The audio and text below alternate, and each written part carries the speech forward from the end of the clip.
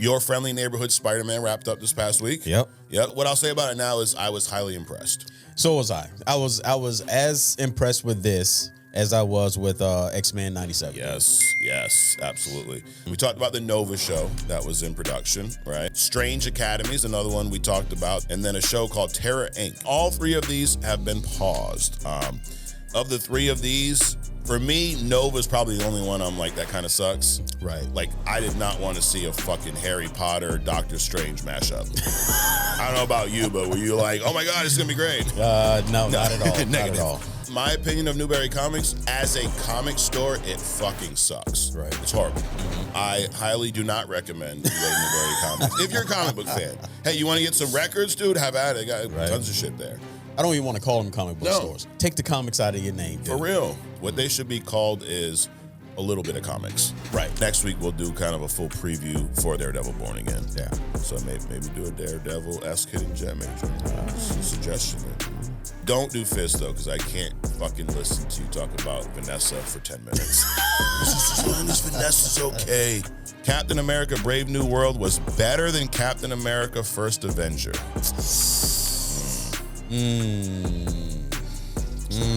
So hard questions. Yeah, because... All right. Welcome to Only Comics. I'm Mike. This is Adrian. What's up, man? What's up, bro? Another lovely day. It was nice yesterday, dude. It man. was. Finally. Yep. I spent the whole day in a mall, though. So, yeah, I picked the one nice day. That's how I do it, Adrian. When it's cold, I'm home. We're doing stuff outside, but when it's nice, I'm in the mall all day. Dude. Nah, I was out and about yesterday, tinkering with some stuff. Didn't work out the way I wanted it to, but that's all right. Too. So I was basically inside all day yesterday, too. So you were enjoying the weather from afar. There you go. From the window. There you go. I went to Newbury Comics up at the Providence Place Mall. Okay.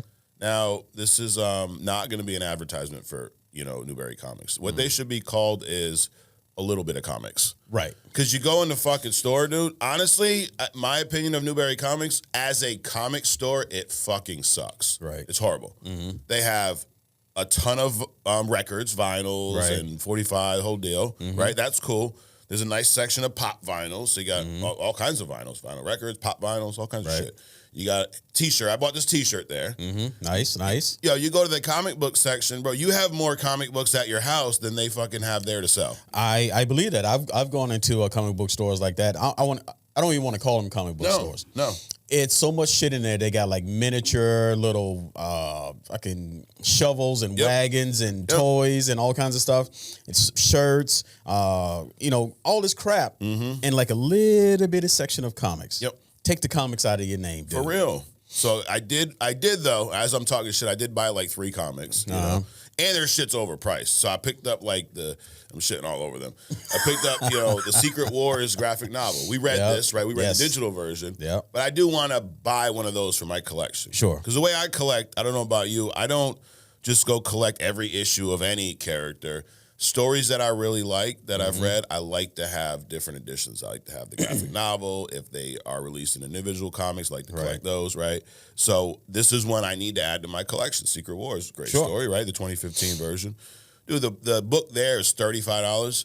I looked it up online and get it for $22. Wow. And now I'm not like some nickel and dimer, but I'm like, dude, you buy 3 or 4 of these, that shit adds up. Right. Because they had that, they had Days of Future Past, all this stuff, but it's racked up, dude. It's crazy. Wow. Yeah, but people don't know. No. People don't know. Correct. So I highly do not recommend you go to Newbury Comics. If you're a comic book fan, hey, you want to get some records, dude? Have at it. Got tons of shit there.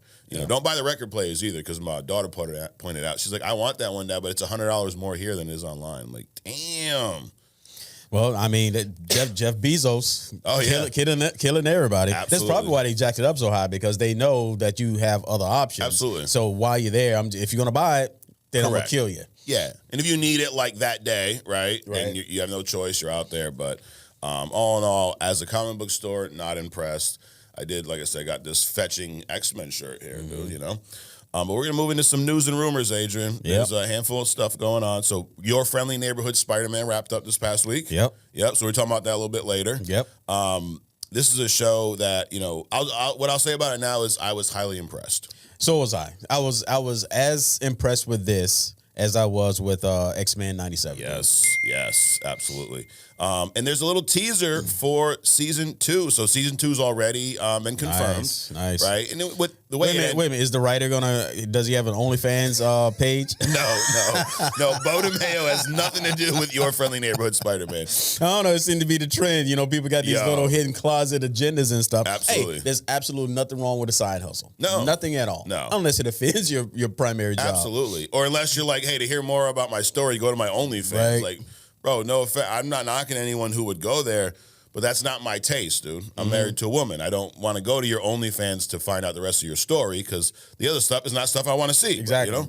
So, anyways, but season 2's already been confirmed, and there was a photo released. Adrian, they're going to introduce Gwen Stacy, Spider-Gwen, into this. Okay. Now I don't know about you, but with the last episode, there was some time travel. There was, Norman trying to get into space, the whole deal. I was getting not full-blown multiverse vibes, but I'm like, is this going to connect with Spider-Verse at some point down the road? Could it, possibly? Could. Now, here's one of the biggest similarities is Gwen Stacy / Spider-Gwen. Now, Gwen Stacy is a character that in some universes is a love interest for Peter Parker. Right.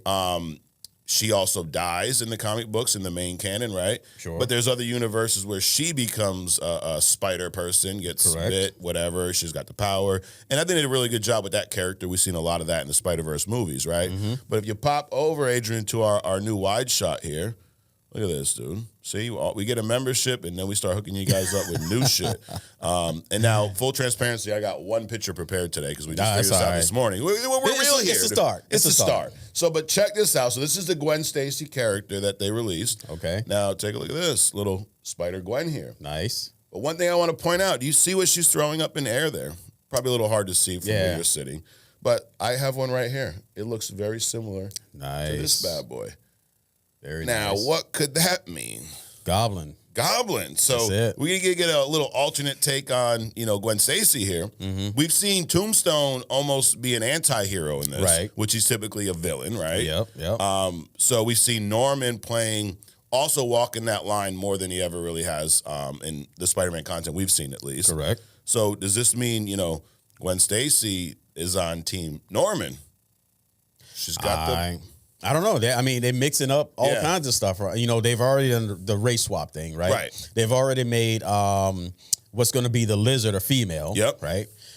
So a lot of that stuff going on. So there's a lot to this. It would be cool to see some kind of mix up. Yeah. It's already one thing was confirmed was that they're kind of in a alternate Earth, right? With Doctor Strange, who looks rather strange.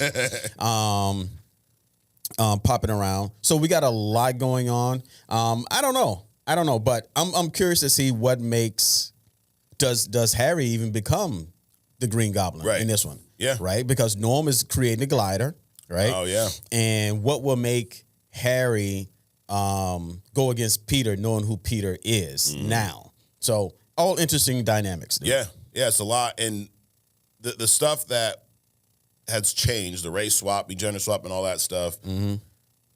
What I'll say is, if the story's good enough, it don't matter. Right. I think a lot of times what happens is they do that and the story sucks. Right. You know what I mean? So it's like, then people pick that apart. It's like, dude, the bigger issue is the story just wasn't good. Right. But this, again, we'll dig into it more when we get through news and rumors, but it felt very true to who the Spider-Man character is. Yes. The stories, the almost like the beats, right? Like it, and I love what you pointed out. It's like an alternate MCU. Correct. It's like an Earth 616 with a few changes, which is cool. Well, it looks like from I think the last episode that Aunt May has like a little secret going on too. I think she's visiting Peter's father in prison. Yep. So that's a little twist to this. Yeah. Yep, absolutely. What's he in jail for? And why she going to see him? They both look young. Maybe I'm thinking that might not be Aunt May. Might be Mama. Shit, damn. Okay. Moving on. At least one other Defender rumored to be showing up in Daredevil season 2, Adrian. So now this is Daredevil Born Again. Okay. The first season is dropping on March. 2 episodes will drop March 25th. But this show's already been confirmed for season 2. Okay. And in that season 2, one of the other Defenders are rumored to show up. So we have Luke Cage, we have Jessica Jones, or your boy Iron Fist, right? You can leave him out. I knew you were going to say that. I mean, there was such a weak movie. There was a weak representation of Iron Fist. It was bad. It was like, the first 3 Fantastic Fours. Ooh, God. I get a lot of recommendations, and I'm sure you do. You watch content, you talk to people, and someone's always like, yo, you should watch this movie, Adrian. You should check out this show, right? Iron Fist is one of those shows I've had probably 5 people tell me, hey, Mike, you should not check out this show. Right. You're actually one of them. Yep. And I love the Daredevil show. I'm almost done with season 3 now. Okay. Holy shit, dude. This season, now, I forget what you said originally, but if you were to pick a favorite of the 3 seasons, was it the 3rd or the 1st? Again, I'm always partial to the first, but 3 is there. Holy 3 shit, is there. dude. And I haven't even seen full-blown Bullseye yet. I've seen Dex, like, dressing up as Daredevil, and holy shit. Then the stuff with the mom, the nun is his mom, and then Karen's backstory. Dude. There's a lot. There's a lot. Yeah. Now, imagine if they pick up off of that and then show the Daredevil in the premiere that's coming out in March, the way he moved in Echo. Yes. Dude, this is going to be awesome. Yeah, absolutely. So I'm thinking Daredevil at some point is going to compete with Batman on the DC side as far as like a streaming series. Absolutely. And you could do that very easily. Oh, they're similar. Like, what makes both character cool to me, you see a lot of similarities in both of them. Absolutely. The grounded, we talk about, Superman being the Boy Scout and Cap being a Boy Scout, but Daredevil and Batman too with that no-kill rule. Right. But that brutality, like, they're going to push the limit. It's not a no-kill rule like, hey, let me bring you out in handcuffs. It's a no-kill rule like, I will snap your fucking arm if you don't stop. Correct. I don't know. I think Daredevil is probably slowly taking out Moon. Actually, I take that back. Daredevil has replaced Moon Knight as the Marvel version of Batman. Okay, I agree which with is that. the whole point of Moon Knight in the first place. Absolutely. Yeah, Daredevil feels way like watching that first season, I could visualize you taking Daredevil out of that, dropping Batman in there, and having a very similar story. Absolutely. And nobody would bat an eye. Yep. Like, that's how close they are, and it's in a good way. Yep. So, of these 3, so you got Iron Fist, Jessica Jones, Luke Cage. If you could pick one to show back up in this series, well, that's what they're saying. What would be your choice? I would say Jessica Jones. Yeah. So for me, she's the most dynamic. Yep. Yeah. Yeah, she's badass. Yeah. I love this. And I think that Kristen Ritter did an amazing job of portraying her. Absolutely. She's from Breaking Bad. She's the one that she's the one in Breaking Bad where I lost all respect for Walter when he let her fucking die in Jesse's house. You remember that? She was choking on her vomit. Oh, that was her? Yeah, she was the neighbor. Yeah. And he sat back and fucking watched her die and then left. That was like, that motherfucker, I'm done with Walter White. Fuck that guy, And he killed his brother-in-law. That too, yeah. This small little thing, What an ass. But yeah, I agree with you. I think Jessica Jones, or I wouldn't be mad at Luke Cage either. He's badass. Right. And that guy who I forget his name, but he did an awesome job portraying that character. Jessica Jones 1, Luke Cage 2, Iron Man never. Right. I mean, Iron Fist never. No. And all you Marvel rival players out there, dude, Iron Fist is a little asshole. Really? Yes, his damage per second, he does these crazy fast punches. And if you get someone who's good and can track you, do they eat you up like this? And then he's got some leaping ability. I was up in the sky as Human Torch because he was just got at. So I'm flying. This little motherfucker, all of a sudden he's right there in front of my face hitting me. I'm like, what in the hell? So he definitely needs a nerf. So we're going to talk about some rivals later.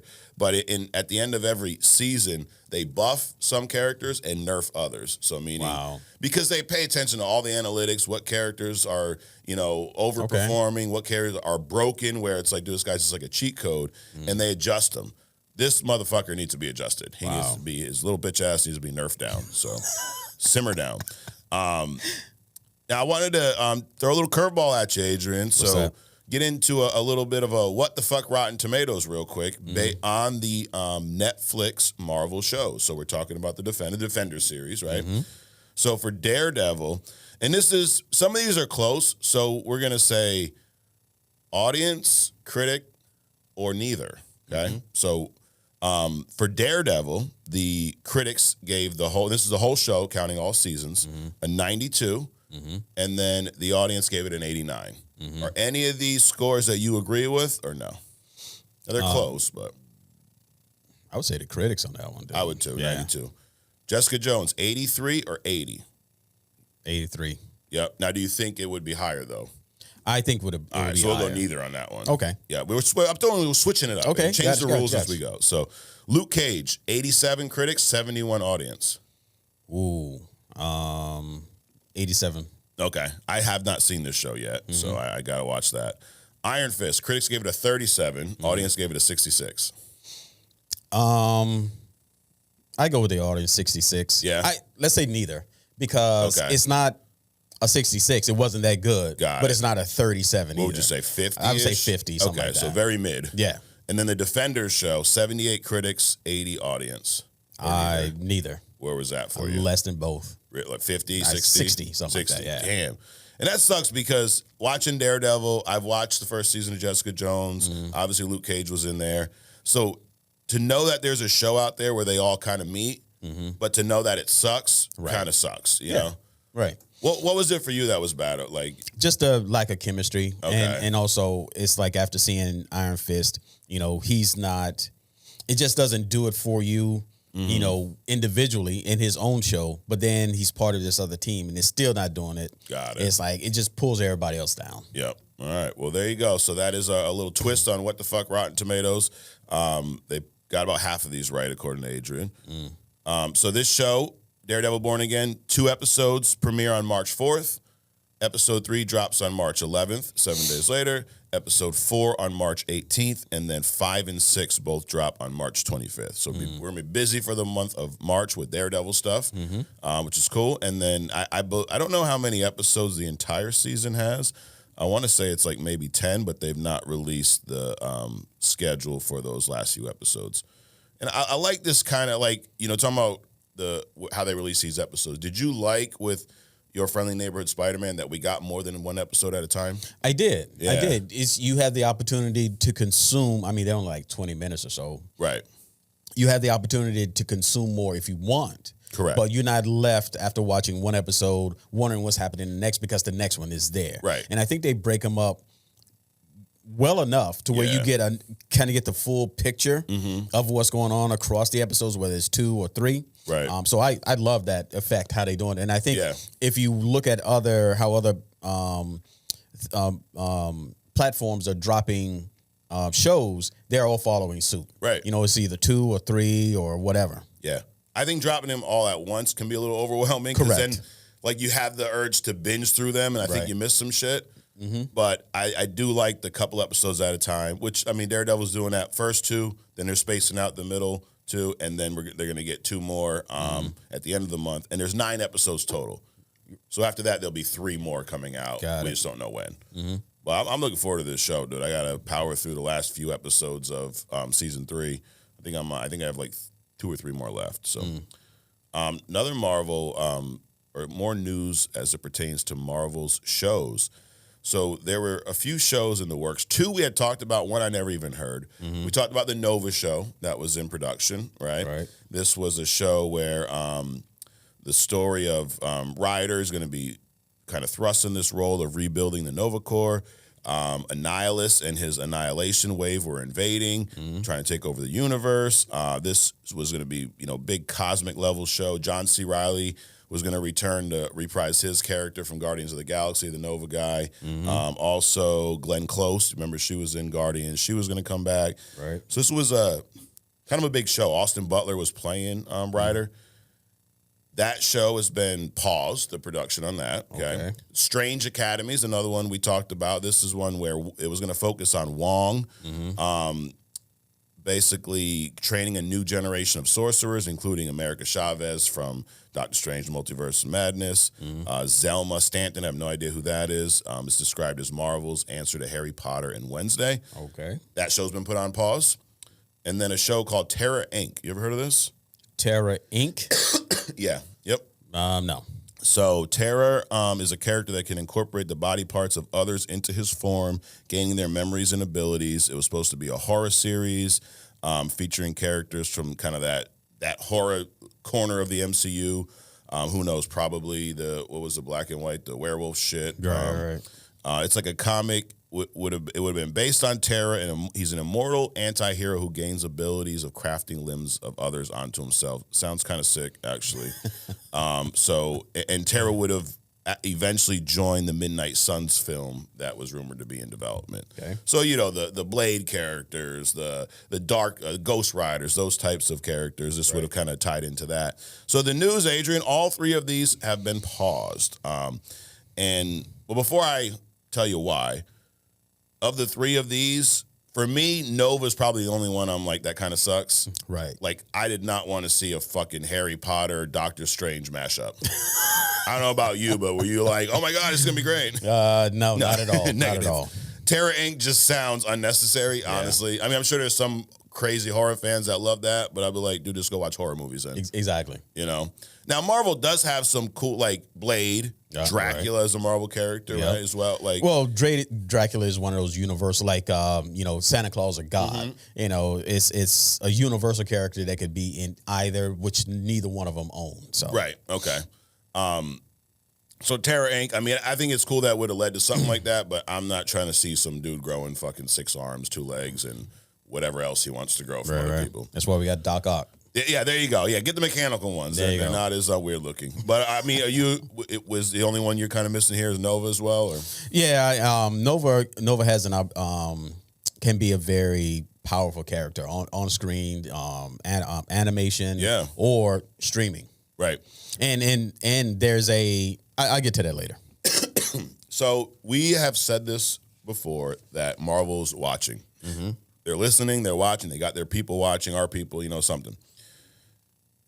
I have criticized the Marvel shows for feeling too much like movies. I've talked about this, right? It feels like a very long movie broken up into multiple episodes. Mm-hmm. That's not how Daredevil feels. Right. That's not how Your Friendly Neighborhood Spider-Man. That's not how X-Men 97 felt. Correct. Those felt like shows. Correct. But like the Falcon and Winter Soldier felt like a long movie. Right. Even while I love WandaVision, it felt like a long movie. Mm-hmm. Loki, same thing. Right? Yep. It's almost like y'all should have just made a movie and put it out on Disney Plus. Why not, right? Hey, why Have not? some movies go to the theater and then other movies go straight to Disney. But I said that sucks. They should change that. So they were listening. So the rumored reason to why they paused production on these 3 shows is they want to take a new approach. They said originally they were handled like movies. A head writer was appointed to pen the series with a director, and then they would, basically start production. Shows, there's typically a pilot done first. Right. And then from there, they build on the show. Mm. So with these shows in the past, that was not the case. It was just write it like a movie and get it done type shit. And you can tell that in the storytelling that it felt like it was produced by people who make movies. Right. I'm not a Hollywood expert, as some of our viewers have, pointed out before, but there's different production styles on shows versus movies. Mm-hmm. Why you don't see a lot of movie directors directing shows and vice versa. Correct. Right. So they said that approach didn't work, and they just basically said it was too pricey and it led to a dip in quality, which I definitely can confirm the second part of that. And they said Feige was stretched a little thin with all these shows they're working on, yada, yada, yada. But basically, they're going to kind of have a traditional structure, and the shows will be designed to have multiple seasons over these standalone shows that are teeing up movies. So I think that's part of the problem, too. You're making a standalone show. It's probably not going to have this episodic feel. It shouldn't. Right. It's just meant to serve one purpose and a lot of times lead to another movie. Correct. Which I think they've learned that don't work. Like, one of the best parts about the whole Netflix shows is they're part of the MCU, but they're standalone. Mm-hmm. So it can tell its own story and not have to always lead to a big movie or something else. Sure. So I like this switch. Now, if the sacrifices, we lose a Nova show or we get a Nova show delayed to restructure the way they do these shows, I'm all for it. Well, a show not produced is a show unmissed. True. That's true. You're dropping the wisdom today. That's what I do. Of course. Last piece of news, Marvel Studios is rumored to be developing a live-action series called Academy X. Mm-hmm. Okay, you ever heard of a comic, Academy X? I have not, but it doesn't surprise me. It sounds like a X-Men something or another. There you go. That's why I wear the shirt, dude. So why didn't they just call the school of Professor Xavier or some shit like Who that? the fuck knows? But in the comics, Academy X students, they debuted in a comic called New X-Men. Okay. And they were basically introduced as like another incarnation of the New Mutants. So like younger X-Men. The original lineup for Academy X, I don't know any of these. Anoli, Armor, the Cuckoo triplets. Yeah, let's really hope they bring those to live action. Yeah. Dust, Elixir, Prodigy, Pixie, and Rockslide. I've never heard of any of those before in my life. I've never heard any of those. Those are like D-list characters, right? No, those are F-list. Oh, shit, damn. As in, fuck off. Yes, seriously. But knowing the way Marvel, they're not going to adapt this page by page and have all these characters. I think this is just sounds like a way to start bringing mutants into the MCU. A younger class. Why don't they bring not the A-listers, the Wolverines, the Scotts, and how about all these other B-listers? Yeah. I mean, there's you have so much stuff. From just the comics that we understand.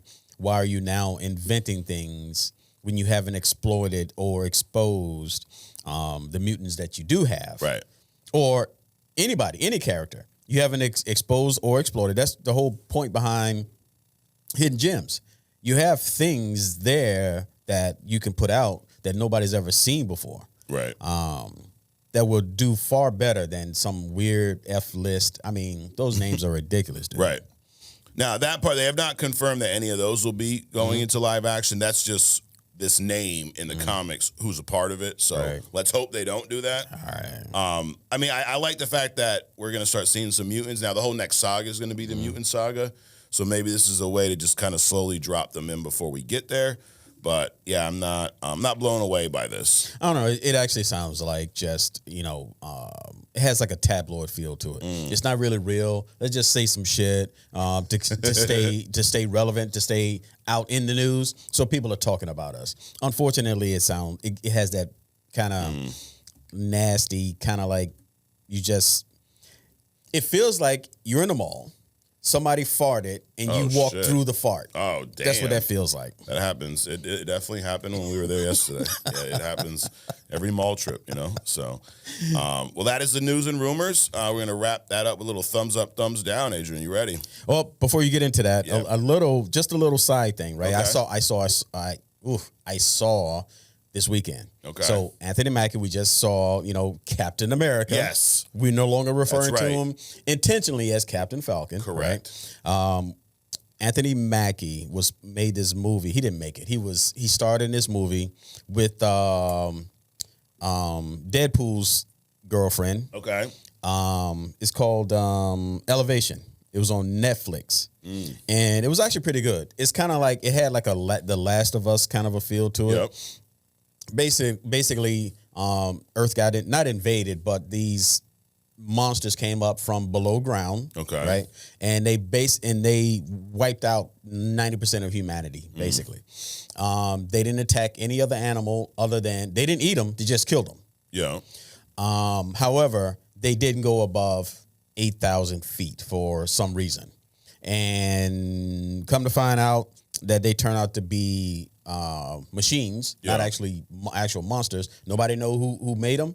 Nobody know who programmed to be to not go above 8,000 feet.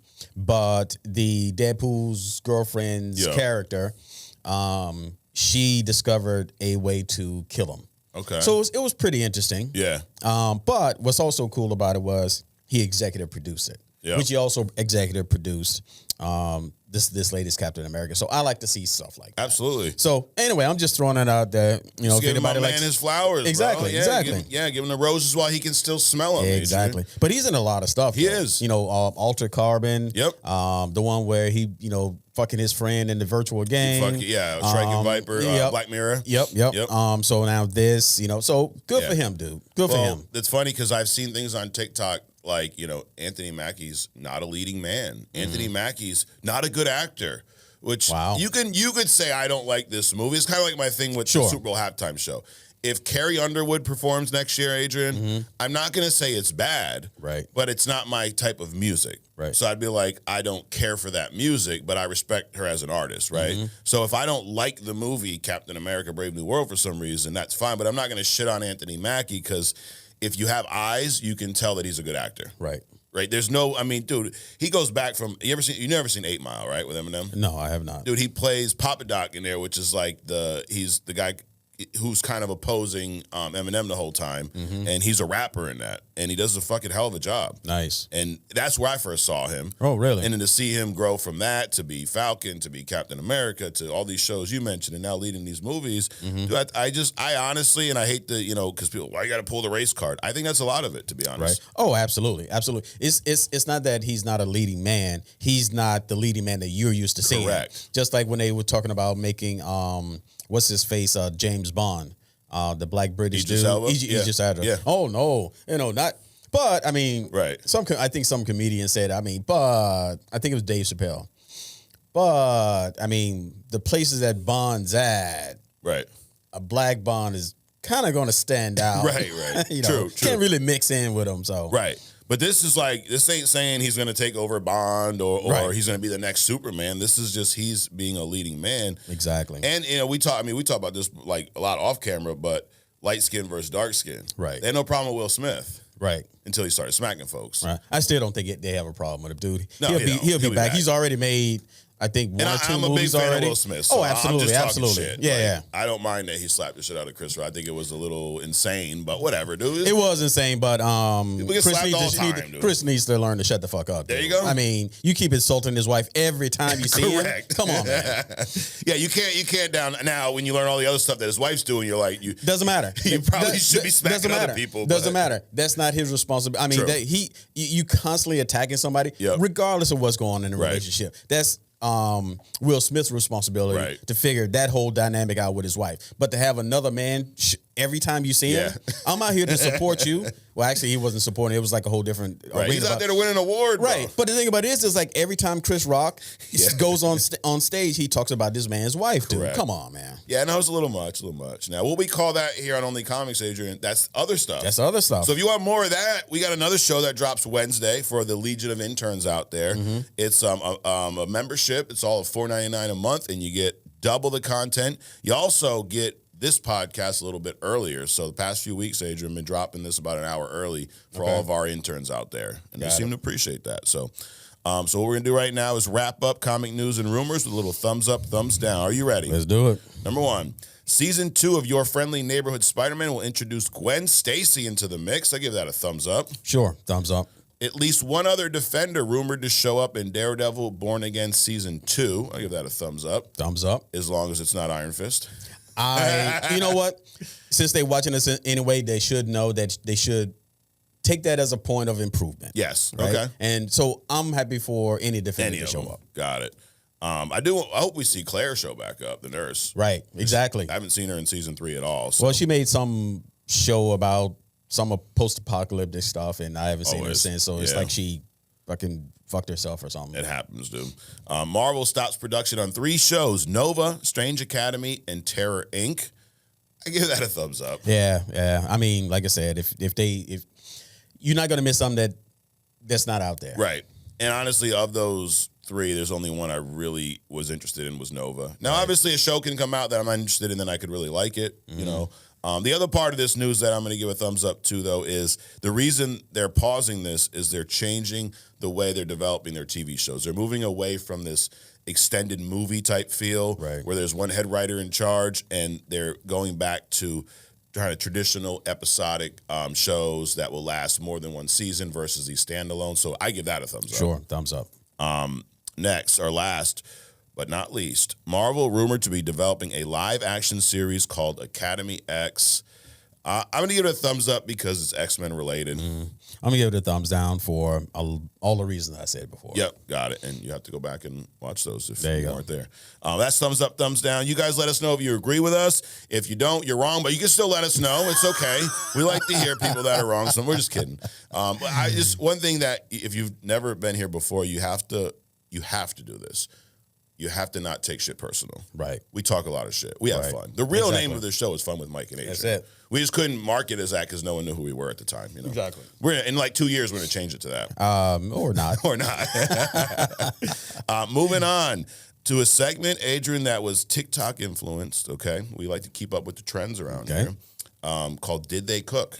Did they? You know what cook means now. I do know. Yeah. I brought I went to my kids, learned this stuff, and I brought it back to you. That's it. You told me a long time ago, was it when you're exposed? You expose yourself or something? When I'm exposed, I expose. Myself, or no?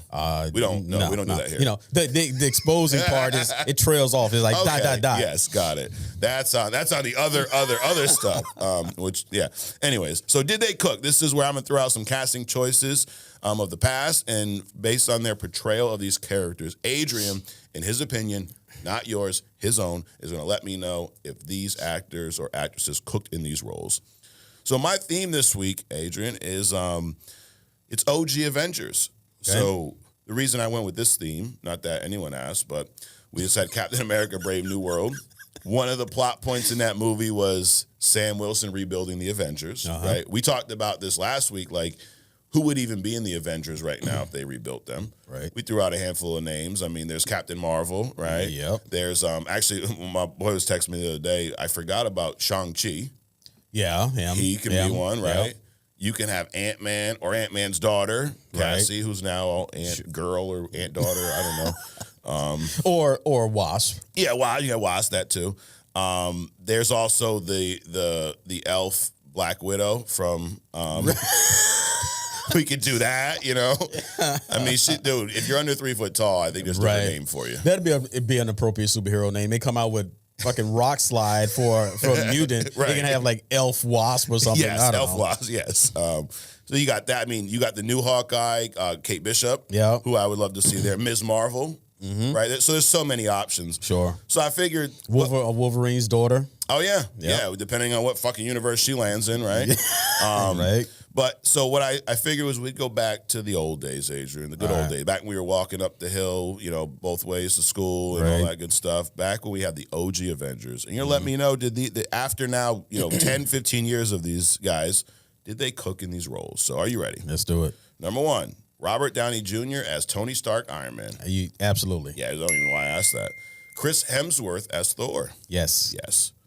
Mark Ruffalo as Hulk. No. Scarlett Johansson as Black Widow. Yes. Jeremy Renner as Clint Barton, Hawkeye. I'll say yes. Yeah. Okay, so the only one you said no on was Mark Ruffalo. Correct. And then I guess some honorable mentions that I know would be yes is Samuel L. Jackson as Nick Fury. Yeah, right? I think he did until toward the end. Yeah. He kind of like fell off. Right. And I think that was more just that ridiculous show. Right. I agree with that. Like, we could have just deleted that show from our memories. Absolutely. That would probably be better. Some sideline characters. You got Don Cheadle as Rhodey. No. Anthony Mackie as Falcon at this point. Yeah, I mean, definitely as Falcon, always as Falcon. Yeah. But, he's kind of growing on me in this new role here. Yep. And then, Wanda. We had Elizabeth Olsen as Wanda. Yep. Thought she was great there. And then her brother, Aaron Taylor Johnson. Right, which also then became Craven. Yep. So all in all, I mean, really great casting, really great portrayal. And I agree with the Mark Ruffalo. It's just, the more I see, I don't know if I told you this, but I was just rewatching some of Endgame the other day. We had nothing to do. I had to throw this on. And once it gets to the Smart Hulk part, I'm like, it just starts pissing me off. Right. It was funny the first time, and then it aged really poorly, But that is Did They Cook? We're going to move on. So we had a comment from that dude Pablo. We know that dude Pablo. He's an OG here. He said that he just finished all of Spider-Man. It was surprisingly good. Once y'all finish, I'd be curious where you rank it among the new animated shows like Creature Commandos, X-Men 97, and so on.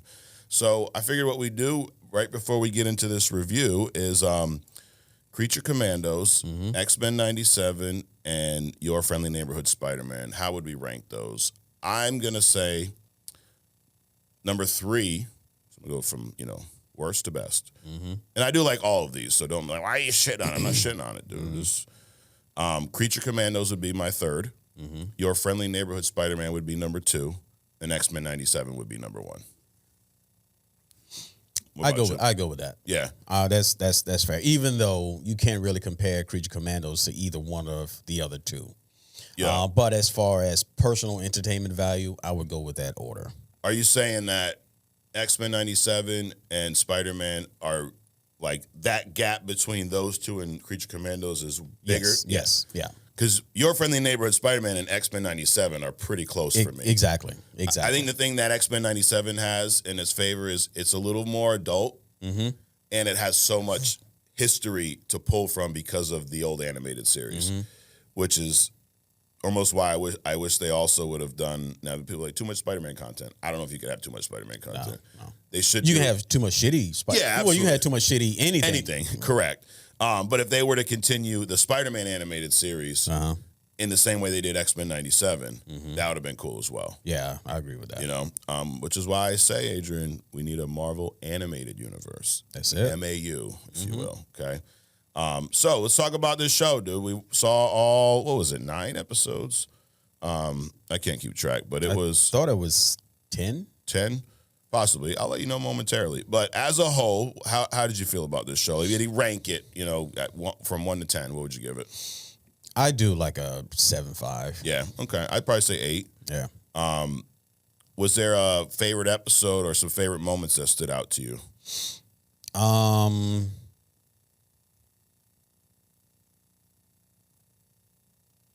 I would say probably 9. Okay. When what's his face got his powers from the back of the truck. Oh, Tombstone. Yeah. Tombstone, and they defeated Scorpion. Yep. That was cool. Yeah. I really like all of the fights in this. Right. Like from the beginning and we realize it's a time travel deal where that Venom looking creature drops out of the portal, Strange is there. That was cool. And then when Spider-Man kind of first gets his powers, I think the Daredevil fight was phenomenal. Yep. I love that Charlie Cox played the voice. The Scorpion fight, both of them. The one where Peter gets his ass whooped first. Oh, man, he got brutalized. Oh, man, that was pretty cool that they showed that, too. Yeah. Because it's almost like for that episode, for those scenes, it crossed that rated R line, you know? Yep. Absolutely. I like seeing Iron Man pop in because this is like after the Sokovia Accords, but obviously it's a whole different take on it. So he's working with Thaddeus Ross to arrest people that are violating the Accords. Right. And he shows then up. Doc Ock mentions later on, you know, basically everybody's shitting all over this Sokovia Accords because nobody really following the rules. Correct. Besides he pointing out all the grammatical errors. Right. I like what they did with his character. Yeah. And it's like that they built it up to want. It gives you a reason to want the season 2. Sure. You don't need to give it all in season 1. No. You know, I mean, the main villain was pretty much Scorpion. Right. And that was cool that when they all fought and eventually defeated him. Right. I like the Harry, Peter, Nico dynamic. Right. It just feels true to him and his friends. They just knew different friends. Right. Like it reminds me of MJ and Ned in the MCU. Right. Right. And then Harry and MJ in the other Sony movies. Yep. Like it feels Spider-Man. Yep. How about Norman? Because this is one thing early on when we saw the original designs, you know, you and I were like, dude, really race swapping the villains again. Right. But how did you feel about Harry and Norman's characters in this? After the first couple of episodes, after the first few episodes, you don't really notice it anymore. Yeah. Because the film is so immersive.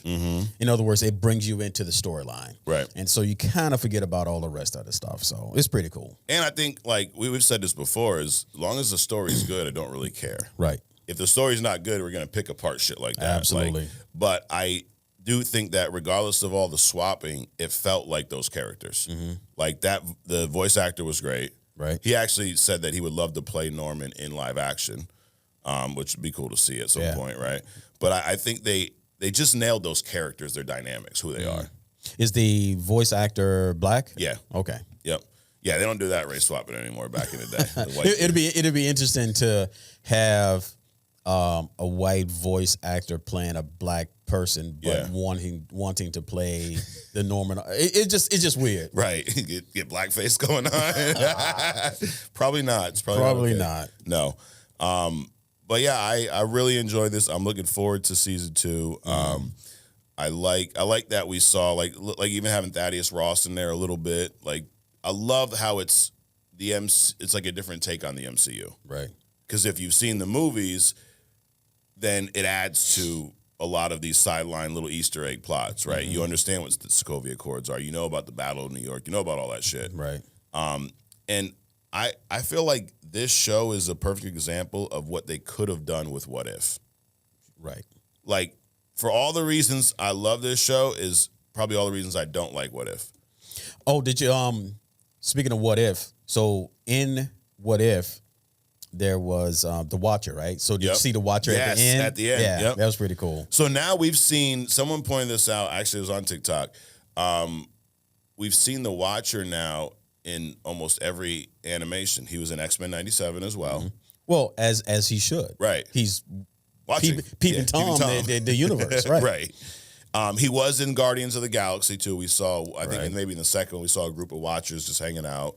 So they're there, and we have heard that in, I forget, one of the Avengers movies, they're supposed to actually have the Watcher have a bigger presence, and it's going to be Jeremy Wright, the one who voices him in What If. Okay. So I know you're not a huge fan of the peeping Tom, but yeah, it was cool to kind of see. Well, I mean, it's not that I'm not a big fan of him. He's benign. You know, he's like, you know, fucking the space between air molecules. Right. It doesn't matter. Because specifically because he can't get involved. He should not get involved in things. Right. But when he does, then that fucks it all up. That. Yep, he fucks it all up. Another thing, I don't know if you picked up on this, but Dimitri, and I'm not going to try to say the last name, Shmerdikov or something. He was in this show. Dimitri is the guy who becomes Chameleon in the comics. Okay. So we've not seen that transition yet. He was with one of the gangs. I forget exactly who. And I'm interested to see where this Tombstone arc goes, because Harry's kind of inviting him to the new deal right at the end. Because Peter wants to move away from Norman because of what he saw. Right. And Harry, just like in a lot of the other Spider-Man, has issues with his dad, right? But he's got money. And now he's got someone to kind of back. So now he's creating some type of foundation where these guys basically try to do what Norman did, but for good, right? Right. And he sent the invite to Tombstone, and Tombstone he was talking to his mom and acting like he was going to accept it, but then he gets in the car to go find a new spot for the 110th gang. So is he going to mess around with Spider-Man, or is he going to go full villain in season 2? I don't know, but I think he's going to hook up with the girl from the rival team. Oh, yeah, Carmilla. Right. Yeah. Oh, yeah, because that little, giving him the little freaky eyes or something. Yeah. But yeah, dude, all in all, I really enjoyed it. If y'all have not seen this, I highly recommend this show. Yeah. I love the art style. It really felt like those old school comics where there was a few different colors that they had to use. And it just, they made that look cool and almost made it look modern and new. It was weird. Right. Well, it's you don't see a lot of it, so it feels new, but it's that old like newsprint. Yep. Kind of art. So I, of course that's what I grew up on. Yeah. So. Oh yeah. I bet you loved it. Then. The all pixelated and shit. Yep. So yeah. A lot of halftones. A lot of like, and you see some stuff that's cool that doesn't make sense in the real world, like the flares in Doc Ock's glasses are straight off how they used to draw them in the comics, just because how limited they were at the time. Right. But they stay in the same spot, almost look like there's a stamp. But if you know, it's one of those if you know, you know. Right. Just like Norman Osborn's hair. Exactly. It's kind of crazy looking. Right. But if you look at the comics, even when he was white, he had the curly hair. Right. Which a lot of people thought were waves back in the day, which they kind of played to. No. But yeah, I thought all in all it was great. Like I said, right under X-Men 97. And but it also shows you what they could do if there was a Marvel animated universe. Right. Because they kind of teased it with this, like having Iron Man pop in real quick, Daredevil, quick little fight. He doesn't need to lead to a movie or anything. Right. Which is hard to do in live action because a lot of these big name actors are not going to want to show up for a 2-minute scene in one movie. Like they're busy. With animation, it's a lot easier. I mean, usually when they do that, there's no credit. True. Because I've seen actors just pop in like a cameo, like right quick, show up as something, and then go away. Like Jesus, he played in Thor. Yeah. He played Matt Damon. Yeah, Matt Damon. Yeah. So he'll stuff pop like up. that. Yeah. Stuff like that. Yep. But I think it's harder when these guys are real busy to like, hey, come shoot this 10-minute scene and pull you away from this big movie type shit, Right. unless it's going to lead to something else. Sure. In animation, you don't need that. And you don't worry about how fucking old the guys are because it's just their voice. Correct. Then you got things like you could have one actor voice multiple parts, like the whole Robert Downey playing Dr. Doom, where some people are like, he's going to look like Tony Stark. In animation, it don't matter. Right. And you can, I just think that there's so much that they could do with that if they were willing to kind of do that connected universe there. So I know they're watching, Adrian. Sure. So if they start pumping out this connected universe, I better see a fucking check in the mail. You won't do. Probably not. Probably not. So, well, that is your Friendly Neighborhood Spider-Man review. Let us know how you felt about it, what you liked. And, dude, so I kind of screwed up, Adrian. I didn't have a versus plan, so we're going to go back to one from last week and do it right on the spot, okay? So someone asked about Daredevil versus Winter Soldier, okay? So before I even pull this up, who do you think would win that? Daredevil versus Winter Soldier. I go with Winter Soldier. Yeah. Yeah. Why? Because of the serum? The serum, the arm, the weapons, which he's not limited to. Right. Daredevil, yeah, he has the radar, but you can spray, an automatic weapons fire, Right. and that covers the whole spectrum of where Daredevil can be. Right. So it doesn't matter. Right.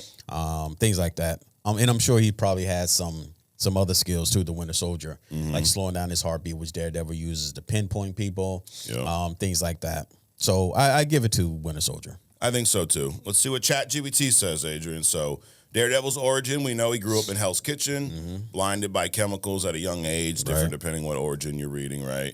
Trained by Stick in like martial arts, who Stick's also a blind guy, badass.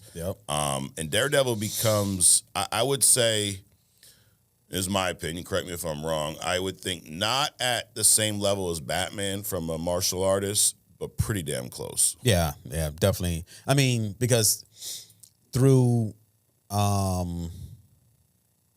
what's the face, he gets introduced to like ninjas and that Elektra. whole Elektra. He gets introduced to that whole underworld too, just like Batman did. So obviously to survive that, he would have had to have some next level fighting skills. Yeah. But, Bruce specifically went around the world to train himself on all different types of martial arts. Means. So I think that's what sets him apart because Daredevil broke his shit, right? Like, trying to be a public defender or whatever, make fucking $12 a week. Correct. But Batman's got billions, so he can go find the best in any fucking level of any type of fighting and pay them to teach him or whatever. And also, Daredevil, he's an incredible fighter, but he spent his first few years fighting, like thugs. Right. Batman is fighting intergalactic monsters and shit, He's whooping Superman's ass, dude. I've seen him do it, Adrian, several times. So Daredevil's powers, he's got heightened senses, almost like a radar sense, right? He's an expert fighter, he's acrobatic, and he's a skilled detective. I don't see anything wrong there. His weaknesses, you kind of pointed this out, he can be overwhelmed by intense sounds or attacks targeting his advanced hearing. So he's still just a human. Right. Dude, you pop his eardrum and he's fucked. We learned that in season 3. Or just wear him out. Remember, Super Soldier Serum allows you pretty much unlimited stamina. Right. Matt's going to eventually get tired. Correct. So, speaking of that, Bucky Barnes, Winter Soldier. He was Cap's World War II sidekick, right? They thought he was dead. Later, he was found and brainwashed by the Soviets. And that's the comic origin. Obviously, in the movies, it's more of a S.H.I.E.L.D. Hydra, but same type of deal. His powers and skills, this is due to the Super Soldier Serum. He took the same serum as Cap. Right. Enhanced physique. So he's got the cybernetic arm. So that's one of the biggest differences. Super strength, grip. And depending on what version, I mean, we've seen a Wakandan version of that arm with vibranium, right? Which I think is what he has now in the MCU still. He's a master marksman. He's a tactician. And he's a stealth operative, too. So he can kind of get the jump on Daredevil, right? His weaknesses. He's vulnerable to mental triggers, brainwashing, and he can lose composure if old memories resurface. Right. which I think street corner battle, I don't know how Daredevil has that insight. You know what I mean? Right. So, breakdown of their fight. Close quarters versus firearms. Daredevil thrives in hand-to-hand combat, but Winter Soldier is deadly at range with guns. Okay. I agree with that. I think Winter Soldier can hold his own in hand-to-hand combat. Yep. And the Serum's going to give him that advantage. Yep. Right? So, even though Daredevil may be quicker, better, faster, but Daredevil hitting Winter Soldier is not going to have the same impact of Winter Soldier hitting Daredevil. Correct. Stealth versus radar sense. So Bucky he has this, crazy stealth ability. Matt also has the radar sense, but he'd kind of have to be close enough for Matt to pick up on him. Right. And basically, I mean, if Super Soldier, Winter Soldier, if he lights off a automatic whistle, just throw it in the corner. I mean, that messes up Daredevil's radar sense. Absolutely. So the end result, according to our boy Chat here, says if Matt closes the gap, he has a chance. So if he keeps it real close and tight, he's got a chance. But Bucky's arsenal, his soldier training, the abilities the super serum gives him are going to tip the scales in his favor. Yep. I agree with that wholeheartedly. Yep. So there you have it. Whoever asked, I forgot who asked because that was last week's show. But Winter Soldier, he gets the fight. He gets a W. Right. Daredevil taking another L. Dude, that's the one thing, Adrian, I'm getting tired of watching my man get his ass whooped. Every fucking episode he's getting beat up by everybody. Wow. Yeah. Yeah, but he's becoming a better fighter as a result. So we as the participants in his evolution has to sit back and allow this thing to happen. Yeah, I guess. Holy shit. I'm like, dude, I feel pain watching the show. Like, dude, can he win a fight at some point? Right. Holy shit, got Karen helping him, Wow. Yeah, it's crazy. It's crazy. But to your point, you brought up the Daredevil we saw in Echo, and even the Daredevil we saw in the animated Spider-Man. He's tight, bro. He's seasoned. But that Daredevil fight scene in Echo was fucking phenomenal. It was, dude. I don't know what they were doing in that. Yeah. I mean, it was almost like he had like super speed or something, but it was on point. Yeah. And I think that's the biggest difference when you take these Netflix shows, these characters, and move them into the MCU. It's a bigger budget. Like, even just the way it's shot, the sound, like the music, it was awesome. Right. The slow evolution. motion. Yeah. Evolution. So I hope we get to see a lot more of that in Daredevil Born Again. Yeah. And next week we'll do kind of a full preview for that because by the time our next show drops, there'll be a few days before that show releases. Okay. So we'll do a kind of full Daredevil Born Again. So maybe do a Daredevil-esque hidden gem, Adrian. Just a suggestion there. So anyways, don't do Fist, though, because I can't fucking listen to you talk about Vanessa for 10 minutes. As long as Vanessa's okay. It's all for Vanessa. All right. Shut the fuck up. All right, moving on. Speaking of shut the fuck up, we respond. So this is where you comment, we respond. And we got some fun ones this week, as always. So we have my man Brandon Jones, who is a official intern. He says, agree to disagree. As much hate as Snyder gets for Justice League, he should be getting praise for The Watchmen. No, praise is a strong word. Do you like the movie The Watchmen? It was okay for when it came out. Yeah. I'm talking about the first one. There's like all kind of derivatives now. I almost watched a version of The Watchmen last night, but I was like, no, I'm not going to do it. I watched Reacher instead. Okay. It was okay. Yeah. It was okay. But you not praise, like, oh my God, it's so amazing. No, definitely not that. I think that, honestly, my opinion on Zack Snyder is if he could, like, team up with a better director, because I feel like as far as the look of some of these movies, right, he's phenomenal at that. The slow-mo, when it's not too much, right, but I feel like he doesn't understand the characters or he doesn't respect the characters. Probably both. Like, I'm just going to do what I want with them. Like, yeah, it's Batman, fuck, I'll make him the Punisher, in a Batman suit. Who cares? And then he'll want to kill Superman, but when he realizes that Superman has a mom and stuff, he's not going to want to kill. Like, stupid shit. Right. But he's provided some great visuals. Sure. Like, I think about it in the Snyder Cut, as much as people say I shit on that movie, I don't shit on it, I just say it's mid. When Batman shows up on the rooftop and Gordon's below him, and he's shooting him almost like a god, and it's raining and there's lightning. Dude, this looks awesome. It does. Right? Some of the Wonder Woman scenes early on. Yep. When, she stops the bullet slow-mo. That's when slow-mo works. Right. And we see how badass she is. And I think he did a great job with Superman, too. The flight, the speed, the power, right? When he's wearing the black suit and fighting everybody. So I think from that, but just the story and what he did with some of those characters, to me, it makes it hard to appreciate the other shit, to be honest. But, so I think under the right leash, I think he'd be great. Sure. 300, to me, is still his best movie. Correct. So Brandon, I'd give him praise for 300. Yes. 300, you give a praise for. Yep. All the other stuff is just, Yeah. his vision. Right. That's what my teacher used to say. It's minutia, Adrian. All right. Relly BTW, he's also an intern. So if you're wondering what the fuck's an intern, you're a member of the Legion of Interns, you sign up for the YouTube membership, and you get an extra podcast every week called Other Stuff, where we talk about a lot of other stuff and a little bit of comics. We could probably call that podcast Newbury Comics. Right? Right. I mean, same shit. Anyways, Relly says, I see Adrian's point about chasing Isaiah Bradley in the Captain America, how they had the whole state following him, but everyone else got knocked out in the office. Now, he pointed out he is the only person who had a super soldier serum, but I do agree they made it a little extra with that. Also, I think Anthony Mackie did a good job. I really enjoyed the movie. An 8 rating for him. Good job, Relly. Good job. I agree with all that. I do think it was a little extra, and I think it was intentionally to, Right. obviously the whole racial issue, right? Right. But I kind of forgot we talked about last week. He's the only one out of those attempted assassins that has the super soldier serum. Well, I mean, yes, he was, but he was also, because of the super soldier serum, he's the only one, like he pointed out, the only one that made it outside the building. True. But still, it was extra. Yeah, once he surrendered, knock it off. Right. I think chase him and all that, I get it. But once my man's got his hands up, bro, relax. Calm down.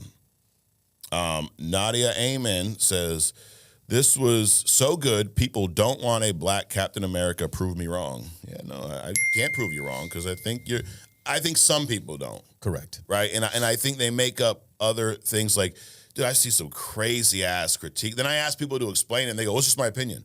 No, I know, but explain your opinion. Right. One of them said, the movie was too far away from Incredible Hulk. I'm like, how does that make the movie bad? Well, it's just my opinion. Motherfucker, explain it. Right. It's like it's those same people that was like, what was that? Like Lord of the Rings version that came out. Yeah. They had like black elves and stuff. Oh yeah. And people went ape shit. There's no black elves. Right. So, dude, everything's made up. You can make up whatever the fuck you want. Exactly. There's no black elves. Or Little Mermaid. Right. The mermaid's black. How's it black? Dude, you ever seen a real fucking mermaid? No. So what you could do is shut what we call the fuck up. Now, making Ariel black, that's one thing. It was a stretch, right. But she had red hair. And I will say, as much as they fucked up a lot of other things in that movie, right? She did embody the Ariel character. Kind of like what we said about the Norman Osborn, sure. And her voice was phenomenal. So I do think that she did a great job. But yeah, it's a little odd at first. Right. It's like Black Starfire in Teen Titans. Right. Yeah. So, yeah, were you a fan of that or no? No, not really. I mean, the show, sure. Yeah. Them race swapping, no, because again, it changes the whole dynamic. It mostly changes the dynamic of the character. Yeah. Right. Just like, in Fantastic Four, I mean, Suze is the step or adopted, or it's just stupid. That was just that was probably one of the worst. Like, asked me about best and worst race swaps. The Johnny Storm, now Sue's adopted, and that was probably one of the worst ones. Right. Just nonsense, waste of everybody's fucking time. Anyways, it doesn't upset me at all. Bullseye Bubba says, we know Bullseye Bubba. Another great fun time with Mike and Adrian, of course. Hey, Mike, to answer your question, how I got my name, I traveled the country playing darts semi-professionally until my daughter was born. Dude, that's cool as shit. Right. So that's why he's Bullseye Bubba. So you must have been a badass bull, because you're not going to call yourself Bullseye if you suck. Right. Well, you could if you're the one standing up there and getting darts in your fucking face. I don't think Bullseye Bubba was doing that. Right. So he says, I did want to ask you and Adrian, if you and Adrian will dive into the absolute storylines. I think you would enjoy this version of Batman and Superman.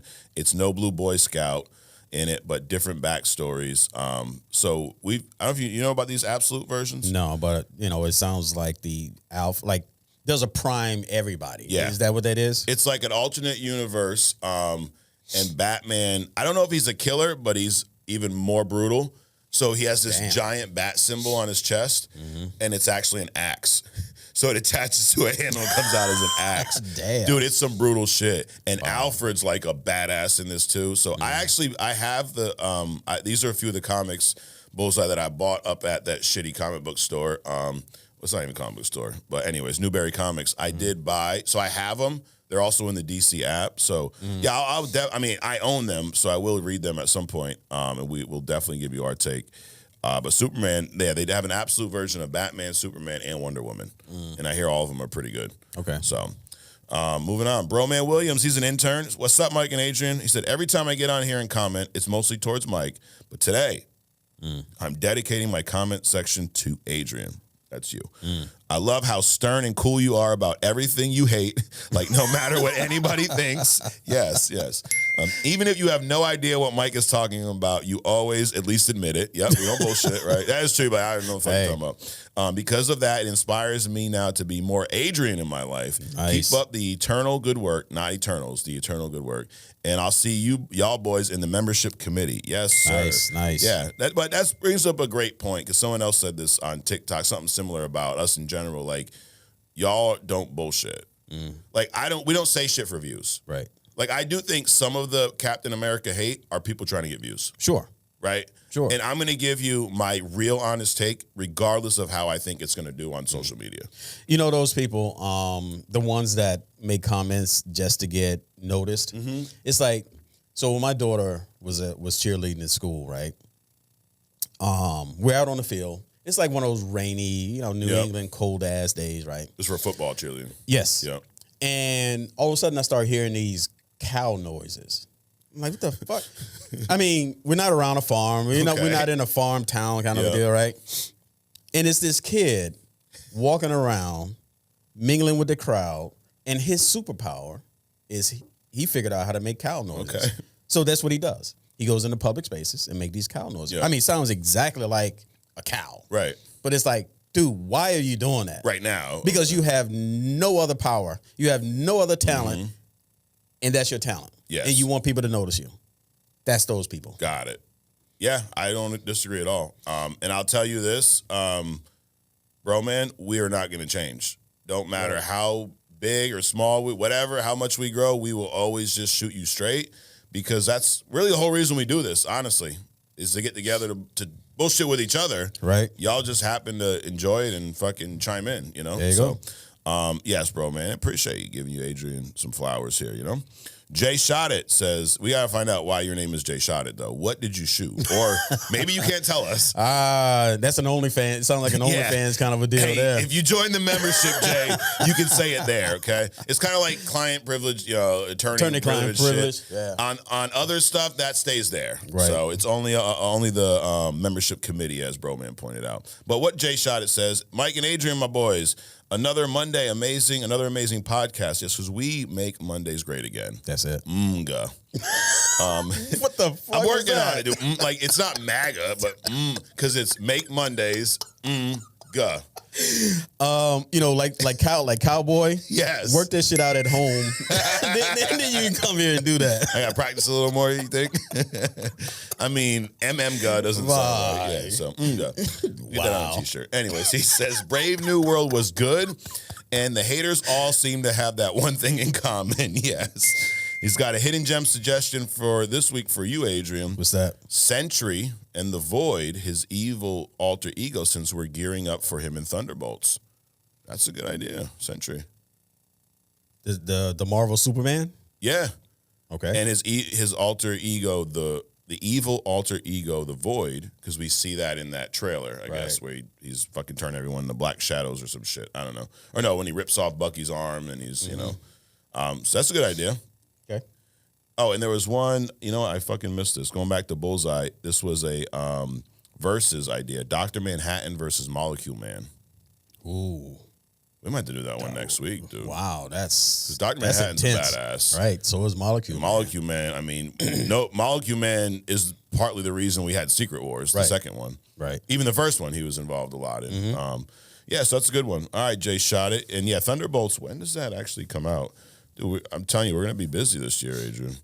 All this content. That's good. Speaking of this year, I think that since everybody's watching anyway, why don't they, so you know how like around Christmas, like after Thanksgiving, between Thanksgiving and March, there's like not a lot of comic book stuff. Yep. Somebody needs to fill that those few months with, I don't care if it's streaming, animated, a movie, something, but somebody needs to kind of like, that's a black hole we need to fill.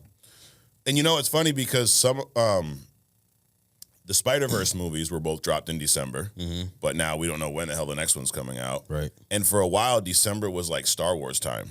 Right. But then they fell off that fucking cliff like Dom Toretto's Charger in Fast and Furious. Holy shit. It was the same type of drop, honestly. Right. But Thunderbolts comes out May 2nd. So we got Daredevil through March, probably a little bit of April, right, for the last few episodes.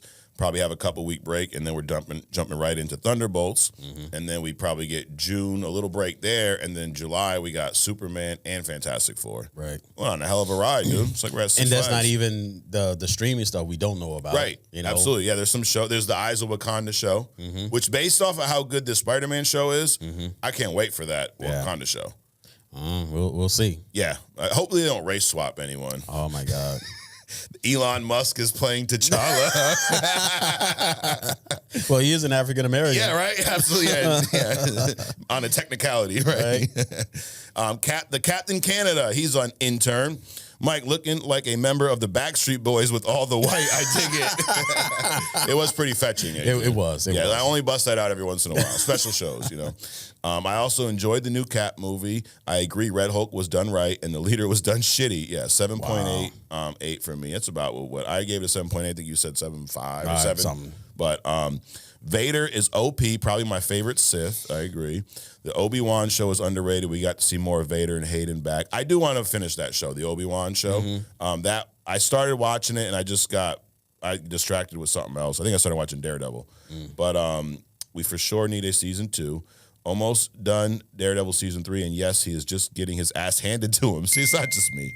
Can't wait for the new season in March. Appreciate y'all as always, fellas. Appreciate you, Captain Canada.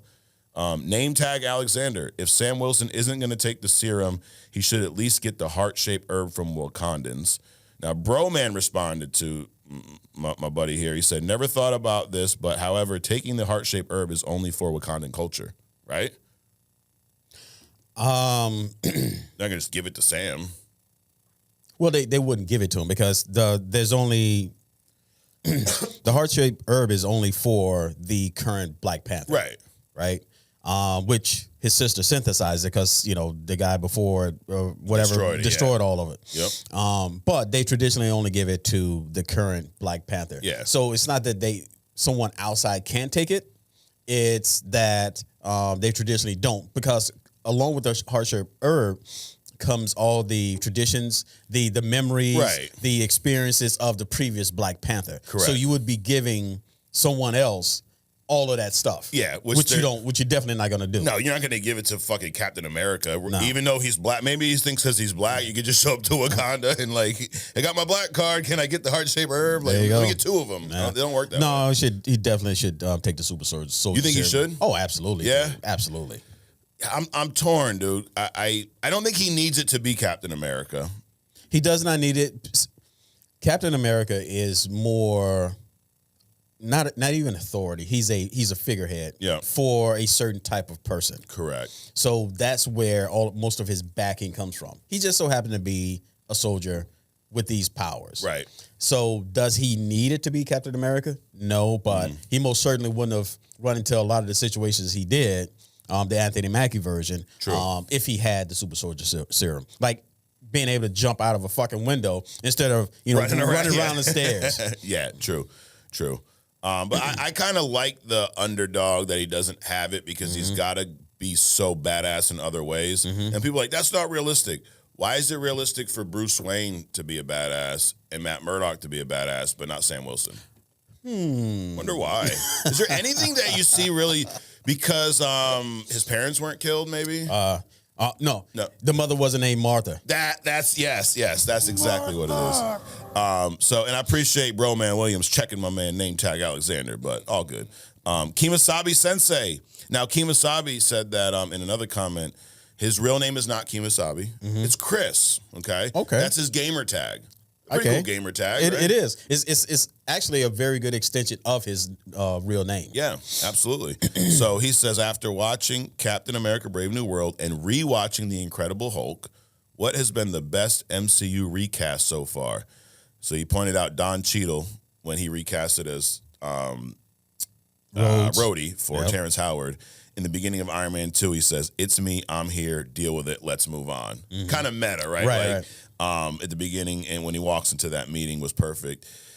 Now, I think that was a cool way to address it, but because I don't really care for Don Cheadle as Rhodey, I would actually pick the Harrison Ford taking over for William Hurt. I like how they address that too. Like Mackie goes, or Sam Wilson goes, the mustache. I'm still getting used to the new look. And he goes, yeah, they said lose the mustache, lose the election. Right. Like it was cool. They addressed it enough. Sure. So I'd pick that one. Yeah. I mean, because what are the other? You had the Mark Ruffalo one, which I don't think they said anything with that. No, they just put his fat head ass in there. It's just like, here's this dumbass taking over for Ed Norton. Why, Ed Norton? Why'd you have to be such an ass? Right. Why couldn't you just play it in the Marvel sandbox and continue as fucking Hulk? I don't know. I mean, eventually you probably could have gotten up to, playing it for this long instead of having, Ruffalo come along. Exactly. All because you want to be so artsy with your film. Whatever. Whatever. But yeah, I would honestly would say the Thunderbolt Ross is probably my favorite recast. Josh Strickland. I thought Esposito did incredible. I think the character wasn't in it enough for me. It felt like a lot of things got cut off without really making a full impact. I wanted so much more Sidewinder, but that was me. I never read Sidewinder, though. I also haven't read much of The Leader, but I know what he looks like, and I didn't care for it in this. But as a horror fan, I didn't hate it. He's kind of, hey, Josh, you're all over the place. He's also an intern. I think they should have teased The Leader and given him more time to rethink the design. That way we could get more of Sidewinder. So my only issue with Esposito as Sidewinder is it just looks nothing like the character. Correct. Like they could have just named him fucking Esposito and made him a villain. Right. But I do think that that character's presence, I do think he could have had a little more time in there. Sure, I agree with that. He was that connective tissue between all the other characters in the movie. Yep. And you're right; they could have named him something else, right? Because he did not represent the Sidewinder in the comics at all. No, like at all. But that doesn't mean that, or that doesn't negate his importance. Correct. In this show, I don't think the plot could have played out the way it did without him. Yeah, absolutely. And it did feel like I don't think he needed to be like, throughout the whole film, but it's like he was there, then all of a sudden he wasn't. And I know, he got locked up, the whole deal. Sure. But I would have liked to see him interact with some of the other characters too. Right. And he's a character that he wasn't killed, right? I don't think he was killed in the movie. No, he wasn't killed. Matter of fact, he was like, he was plotting to get out of the place that he was in. Yep. So if they continue Anthony Mackie's Captain America movies, I'd like to see him show back up. Sure. In like the second one, break out of jail. And same thing, he don't need to be the main villain, but make that a subplot of him breaking out and then Sam capturing him, and that could also tie into the new villain or whatnot. But the dynamic between Captain America and Sidewinder in this show seems like they would be.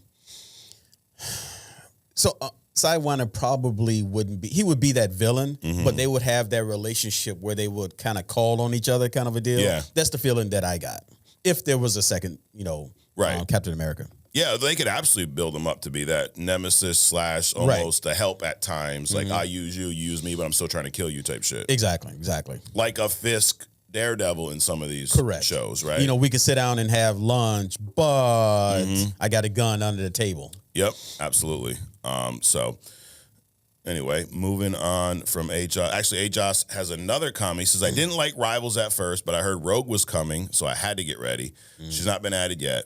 I'm almost at the Lord level with Rocket and Moon Knight. Damn, AJOS, you're grinding. So Lord level, Adrian, if you play with one character, over and over again, and you continue to unlock these certain achievements. Like you play with him for a certain time, get so many kills, yada, yada, yada. You move up to the Lord status. This is like, I think there's Captain, I don't remember all the names, but there's like 4 different levels at these characters. And all it really does is you get a different icon for when you pick this character, so everybody you're playing with knows you're a Lord at this character. Got you. So basically, you see somebody with a Lord on any character, you're like, oh, he's badass. I don't need money. Just give me a title like that. Pretty much. But this is because you're good at the game. Sure. So, but you're Lord. Ajos is Lord with 2 characters, Rocket and Moon Knight. So my boy's grinding out there, dude. I'm not Lord with anyone yet. The closest I am, I think, is with Magneto and Scarlet Witch. But he said, I'm curious if the game wasn't in third person behind the character, if Mike would use Invisible Woman as much. Trying to get used to Storm. The flyers are weird to control. You know what, Josh? If it wasn't third person, I wouldn't even play the game. Wow. And that's not because of looking at Invisible Woman. I actually like the third person controls more than first person, especially in multiplayer games. But we're, speaking of Marvel rivals, Wait a minute. What's first person versus third person? Is there a second person? No. Third person is when you see your character. First person is when you're playing in your character's point of view. So you may see like the gun in your hands. Correct. So I mean, you're a big Ratchet and Clank. That's all third person. Correct. Have you played any first person? You ever tried any first person games? No, I've for some reason I steered away from them. Yeah. Like, even back to like the original Doom. That was like the original kind of first person, right? Yep. No, I steered away from all that stuff. Got it. Yeah. I'm not. I mean, I played a lot of Destiny 2. That's the first person. I think has probably some of the best shooting mechanics in any game. I've played some of the Call of Duty titles, but I gravitate more towards the third person games. Got it. Because I do like seeing the character, and you can see more too. Because if you're first person, it's different camera views, and whatnot. It limits your field of view. Absolutely, and there's some games you can switch between too, like Star Wars Battlefront 2. That's probably another game I got over 100 hours in. You can switch between. So on certain maps, like that's a great game.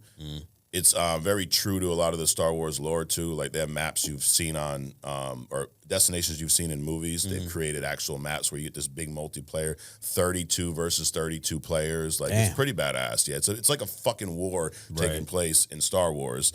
And it's like the Call of Duty Battlefield games. Got it. But anyways, that game you can switch. So like in some of these levels, you're outside, maybe it's better to be, first person or whatever. Then when you get indoors, it's nicer to switch to third so you can see more. But I definitely gravitate more towards the third, and not just because of Invisible Woman, Josh. But yeah, I'll be excited when Rogue shows up too. Sinestro17, and Josh is also an intern, shout out. Sinestro17, hey guys, it's the 37-year-old who was using his wife's account. Remember this guy? Yeah. It was Britney Bish. I got mine all set up now, so he's got his own YouTube now. And he says, so I got to say that Adrian was 100% right about the fact I wanted to watch you guys as fast as possible. Hit the nail on the head again. You guys are good. The wife has a dual monitor set up, so it's nice to listen to you guys while playing Marvel Rivals at the same time. Expect more comments from me. I listen to you guys all the way to work or on the way to work and sometimes at work. Another working class follower. Your stuff's awesome. You guys are super entertaining. Don't let off the gas. Well, we ain't letting off the gas here, dude. Plus, I had Taco Bell last night, so we're definitely not letting off the gas. I can't believe you brought that shit up. No pun intended. No pun. Yeah, that's why, Adrian. I was up early today, and I got here a little late. Let's just say... Taco Bell was calling. The bell was ringing. Right. I'm not advocating weight loss. No. Through the use of Taco Bell. However, hey, if you want some quick dip, that's Taco true. Bell's a trip. Because I weighed myself before and after, and I was down about 2 pounds. So that's absolutely true. So another intern, Sons of Sekhmat, he's an OG here, says, "Hey, can we get a cool Legion of Interns shirt?" That's a great idea. And I'm working on it. So we will have one really soon. I'm headed to my friendly neighborhood comic store as I have a flight tomorrow. I'll let you know what I get. All right, well, Sons of Sekhmat, let us know what you get. Hopefully your comic store was nothing like Newbury Comics. Wow. Hopefully.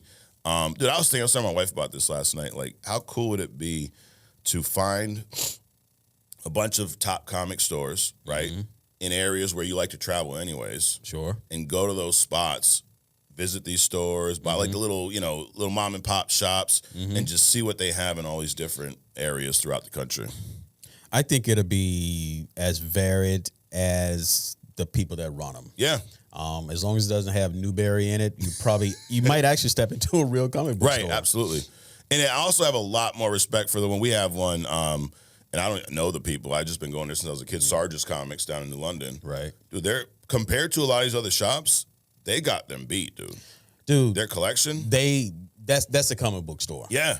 And you'll recognize with the giant Silver Surfer that's in the window that's been there for the life-size Silver Surfer that's been in the window for, 20 years or more? Yep. So that's a comic book store. Oh, yeah. Dude, they got crates. You could literally spend your whole day there. Yeah, absolutely. Digging through crates. Yep. Like, I'm so glad I got that app because there are sometimes, like, I'll go there and just spend a couple hours going through shit.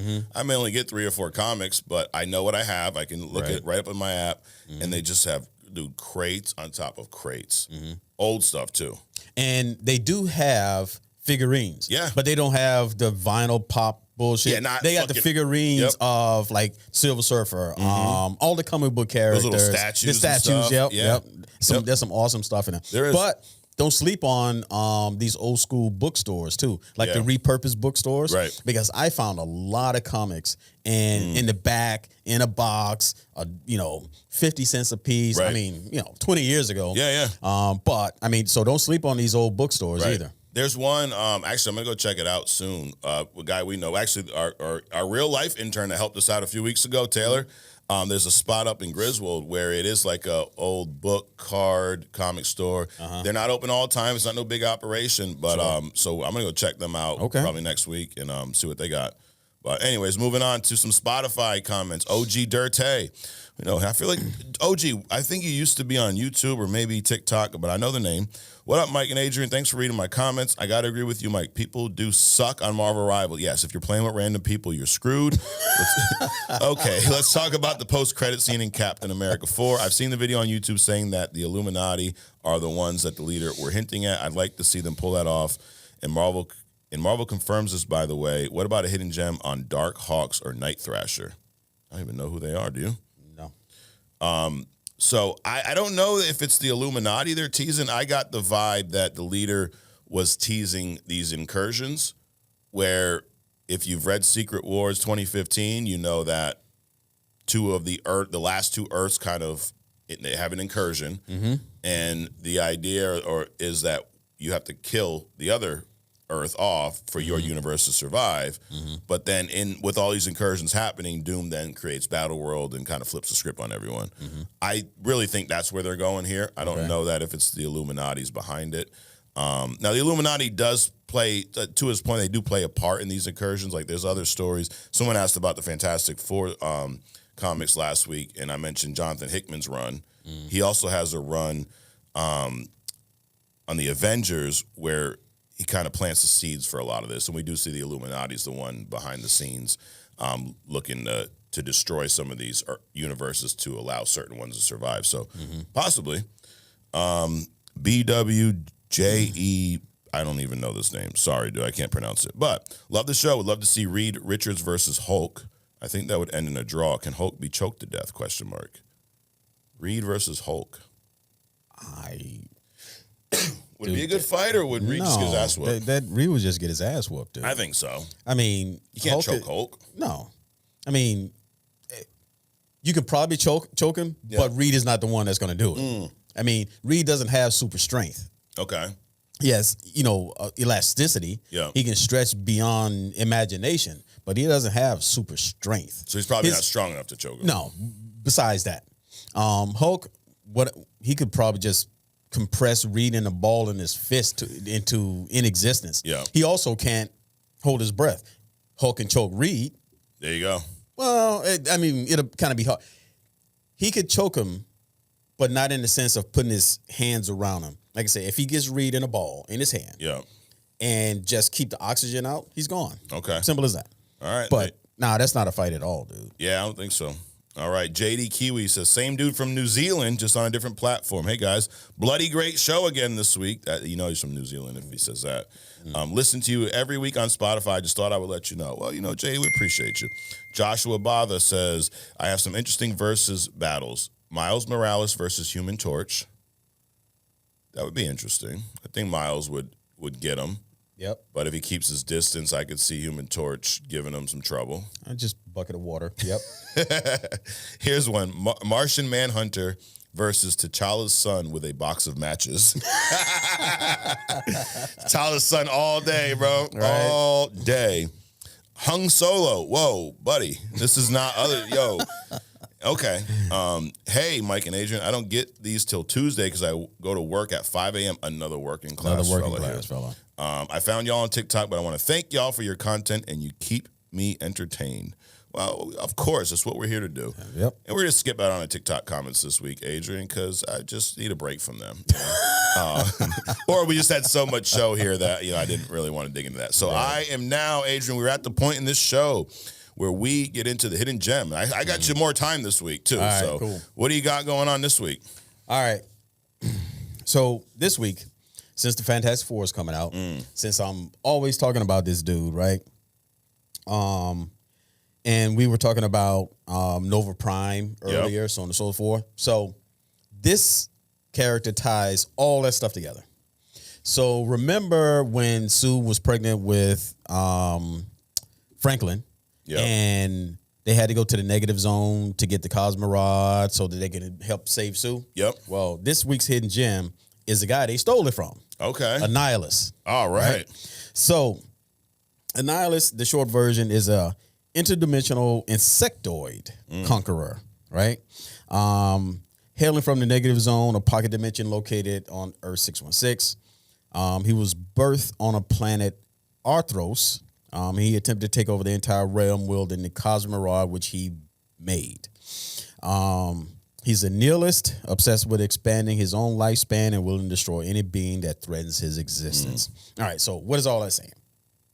So there was this race. And see, this is why I think this is what comics has allowed me to do as a child growing up, right? So you get introduced to these characters, and these characters are millennia old. Yeah. Millennia old. They have, they've advanced to the point where their their technology looks like magic. They live forever. They travel all over the cosmos. They do all these different things, right? So when you start thinking about that, right, the things that our education system and our government and our religion and everything, they kind of like keep you enclosed, not allowing your mind to kind of free flow. So anyway, Tyranians, whatever. There's no R in that. But anyway, it was this race of people, and they had reached a point where they were going around seeding the universe because they just want to spread their love everywhere, right? Of course. They wanted themselves to be everywhere. Like Nick Cannon. Okay. Wow. Yes, like that. 12 kids. Yeah. Right. So they were so they actually developed these seed ships. Okay. Right? They would go around and just populate all these different kind of worlds and universes. Well, one of those went off course, crash landed on this planet, Arthros, and then like millions of years later, this insectoid found this ship.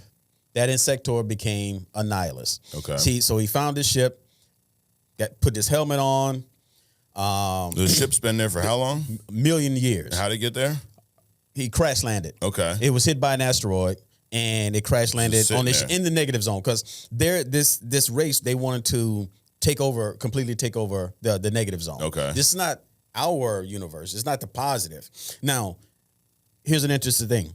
While there are many positive multiverses, there's only one negative zone. Okay. Okay. So the negative zone is like there's a couple of characters where how there's a character in every universe, but there's some characters where there's only one across every, like Galactus in the MCU. Exactly. There's going to be one. Exactly. Gotcha. Like that person. Okay. So the negative zone is like that.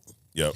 Where there's only one negative zone and there's all these other positive multiverses. So anyway, meteor hits this seed ship, crash landed on Arthros. Million years later, this insectoid, as it's developing, find this ship, puts on his helmet, learns all about them, what their mission was, and so on and so forth. And through that technology, he learns how to create the Cosmo Rod and this suit that he has, this armor, which gives him. So the armor itself, I want to say, is kind of made out of a negative substance of like vibranium, adamantium, but it's made out of negative zone particles, which makes it like nigh invulnerable. Which you could only get from the negative zone. Which you can only get from the negative zone. So he had his runs, right? He's ran into all kinds of people. Of course, the Fantastic Four, Nova. So you talked about the Annihilus wave, right? That was him. Okay. So he created this insectoid armada and went through the positive universe trying to dominate that. He pretty much wiped out the Nova Corps. So Nova Prime is a result of all the other Nova corpsmen dying, and he embodied the entire Nova Corps power, right? So that's how he came about. So he's run against. Sounds like a lot of what they were planning in that Nova show, right? Annihilus, his wave taking over the Nova Corps. Yep. Okay. Yep. Well, he didn't take over the Nova Corps. He pretty much destroyed it because the Nova Corps went after him to prevent him from taking over the universe. Got it. So it's not like he went to try to take over the Nova Corps. Okay, they tried to stop him, so he went and fucked shit up. Exactly. Okay. Exactly. Gotcha. So, he's going up against Galactus. I mean, Galactus hit him with a blast that could probably destroy 3 universes, and he was able to withstand that. He's going up against Thor, Nova Prime, Blastar, Warlock. He made Thanos his bitch. The Guardians of the Galaxy, the whole Shi'ar Empire. So a pretty powerful guy with all of this stuff, right? Now, he has certain abilities, of course. You know, they all do. Super speed, stamina, durability, and a lot of it has to do with that armor that he's built. Agility, reflexes, wing flight. Now, he can fly like in an Earth-like atmosphere, not very fast, a couple 100 miles an hour, right? Yeah. But he can fly through space by the use of that Cosmo Rod. Okay. Self-sustenance. You know, he can live inside the vacuum of space for years at a time without needing to eat or water. Self-resurrection, regardless of how many times he's killed, with or without the Cosmo Rod, he just resurrects. It's just like he's like a force in the universe that needs to exist. Okay. So he doesn't need any magic incantations to resurrect. He does, the whole separating the body. He just dies. He comes back automatically. One of his new things is fear inducement. Now, he can broadcast fears except to the Hulk for whatever reason. Okay. So, learned intellect, because he has access to this race of people that was highly evolved millions of years ago. So you can only imagine what he has access to, right? Mm-hmm. Now, what's interesting about his power is that, we know how bad Wanda is, right? Her powers doesn't affect him at all. Now the Cosmo Rod itself, it gives him powers beyond what he normally has, right? So it decelerates his aging. So Annihilus' whole thing is he wants to live forever. So obviously he can through resurrection, but he just want to live as long as he can. That's his main fear. So the Cosmo Rod decelerates his aging or stops his aging. Enhanced immune system, energy resistance. It can reverse the effects of heat, cold, radiation, all kind of stuff. Interstellar flight, interprojection. Can fire energy blast up to 10 megaton. Damn. That's a lot, dude. Shit. Molecular reconstruction. It can alter the atomic structure of matter into new configurations, kind of like the Molecule Man, right? Yeah. And absorb energy absorption. So, considering all this stuff that's going on, this dude would be akin to a Galactus. So I would be interested to see, and this is the kind of character that I'm talking about that you really don't hear anything about at all, right? No. But he has all this power and stuff, and you want to create characters that nobody even knows about when you have this sitting on your shelf, right? Dude, I heard of this character when we originally dropped the Nova rumor probably a few months back about what was going to take place in that show. I never knew about Annihilus up until that. Now, you have from the comics. Yeah. But you have as you said, deep and wide comic book Deep knowledge. and wide. Yes. But I had no idea, which I think I think more people probably fall on that side than have learned about this guy from the comics. Right. I mean, think about it. You're the ruler of an entire universe, of which there's only one of. Right. So not only are you going to, your whole thing is preserving your life, but you're going to preserve your entire existence. And so you're going to, within that, be able to take over that entire existence and then spill over into the positive zone, out of which you have multiple universes that you can then, I mean, obviously, even with all this power, he gets defeated from time to time, but he does have his successes too. So imagine that level of person that can make Thanos his bitch, right? Gets on the positive side. And they've said that if he was on the positive side, he would be a galactic threat, kind of like the Phoenix Force, right? Damn. So we got some bad characters, dude, that's definitely hidden, and they're not bringing out, but it would be cool if they just even mention him in the upcoming Fantastic Four. That would be cool. Yeah, absolutely. Damn, dude. So Annihilus versus Galactus, who would win? I want to say I read somewhere that he even bit slapped Galactus. Yeah. He has gone up against, at the very least, Galactus's heralds. Okay. This is a powerful dude. Yeah. Man. So shit. I would. Galactus has his moments. Right. But again, he's one of those forces that pretty much almost can't die. So. Yeah. I don't know. I'd have to do some deep dive in. How many planets he ate that day? True. Right. But no, this is awesome. And hearing it kind of sucks that they paused Nova now that, especially after you broke this down, this would be really cool Absolutely, to see, because what you talked about there is pretty much what the synopsis of that show was going to be. Which would be cool to see. Now, they didn't say cancel. They said pause. So maybe they're going to reconfigure. Now, if they cancel Strange Academy and the other shit, have added. Really, but Nova. How about they put the energy of those other two dumb shits into Nova and then, wrap this in? He would be the perfect villain for the Nova. Damn. Let this man cook. Just let you do it, bro. Shit. But yeah, that's Annihilus. That's our hidden gem. We are going to move on to some Marvel Rivals talk, Adrian. So, let's do it. Marvel Rivals dropped season 1.5. So, I think this is, as much as I try to get you into this, I'm kind of glad you don't, because I get to explain it to someone that has no fucking idea about this. And to Broman's point, you're not going to sit there and pretend like you do. Right. I hate that when someone just pretends like they know everything you know. Then what are we going to talk about if we can't educate each other on shit? You know exactly. What I mean? Imagine if we said we both knew everything. This would be like a 30-second. Right. The podcast would be us setting up the podcast and then shutting down and going home. Hey, did you know? Yeah, I did. Did you? Yeah, no, oh, yeah, okay. You agree? Yeah, all right, cool, we're done here. Exactly. No, but your hidden gem, dude, I probably know less about these characters than some of our viewers. And then when I start talking Marvel Rivals, you're like, what the fuck does this mean? Or WWE. WWE. Which we're going to talk about. We're talking about some WWE stuff too, more on other stuff. But Marvel Rivals dropped their season 1.5. So do you even know what a season is in one of these games? It sounds like when they bring out new characters. That's part of it.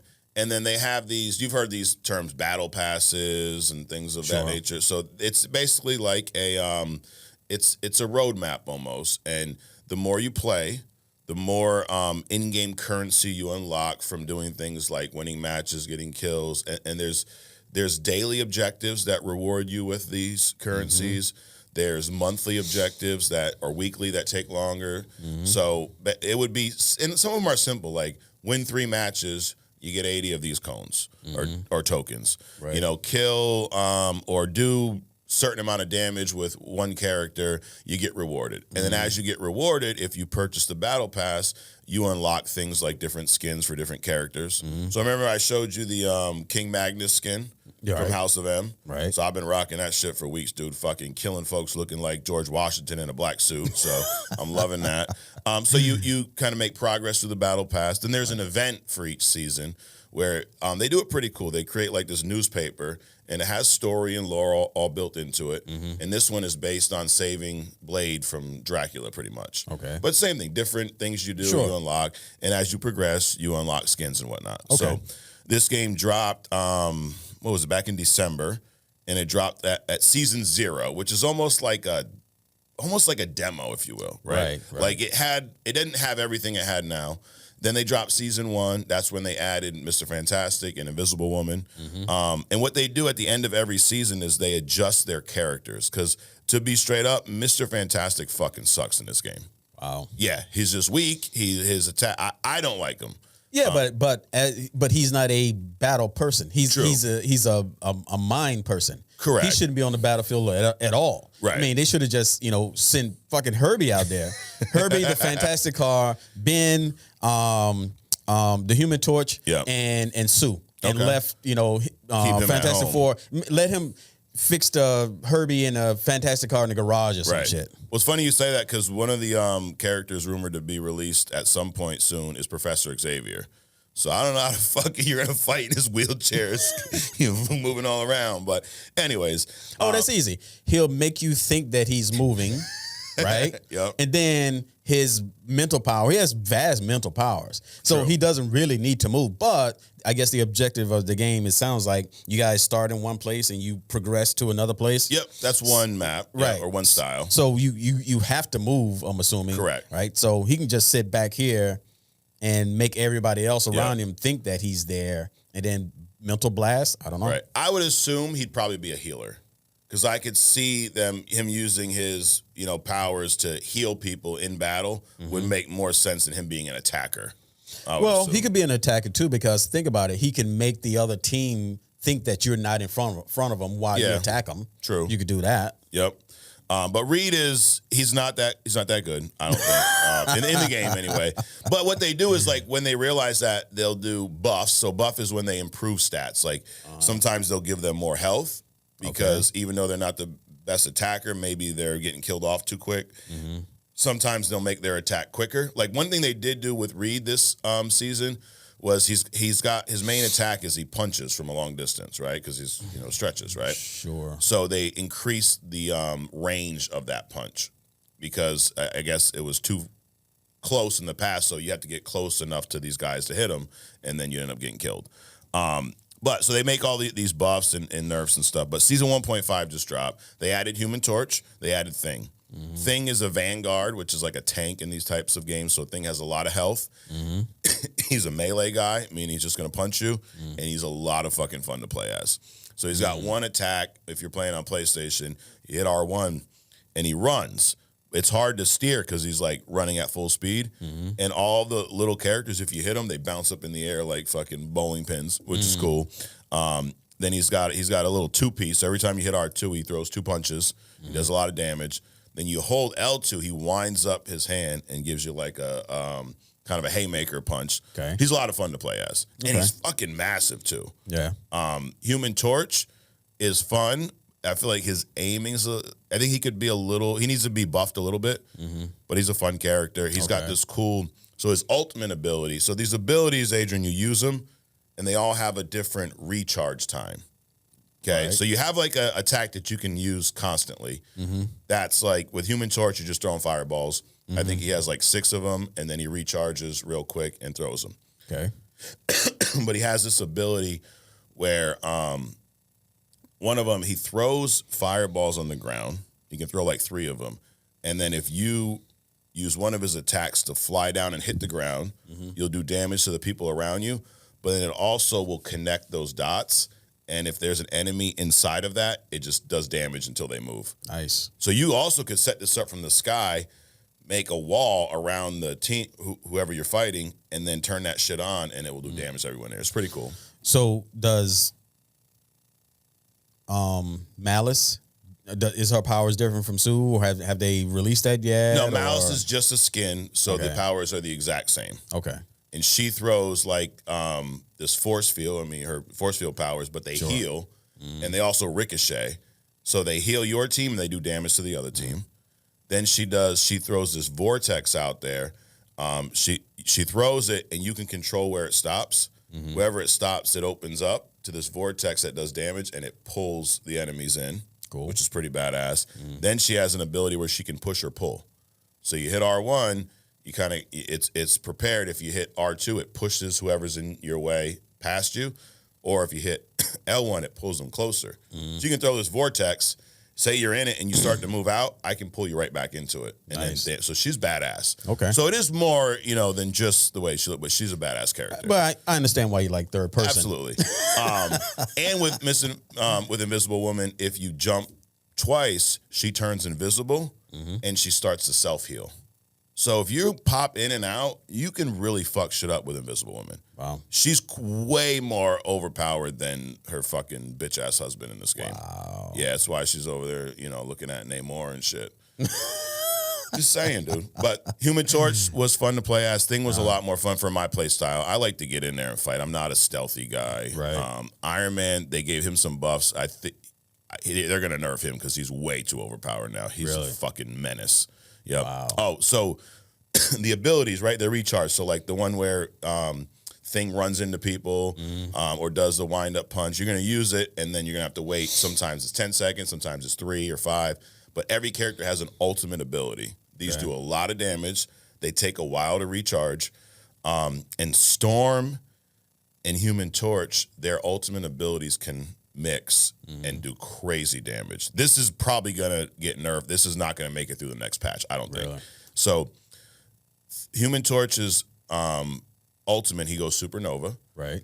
And in the game, what that does is it gives you like a health boost, a damage boost. But if you use one of your other abilities, the one where you throw the fireballs down, you actually throw fire tornadoes.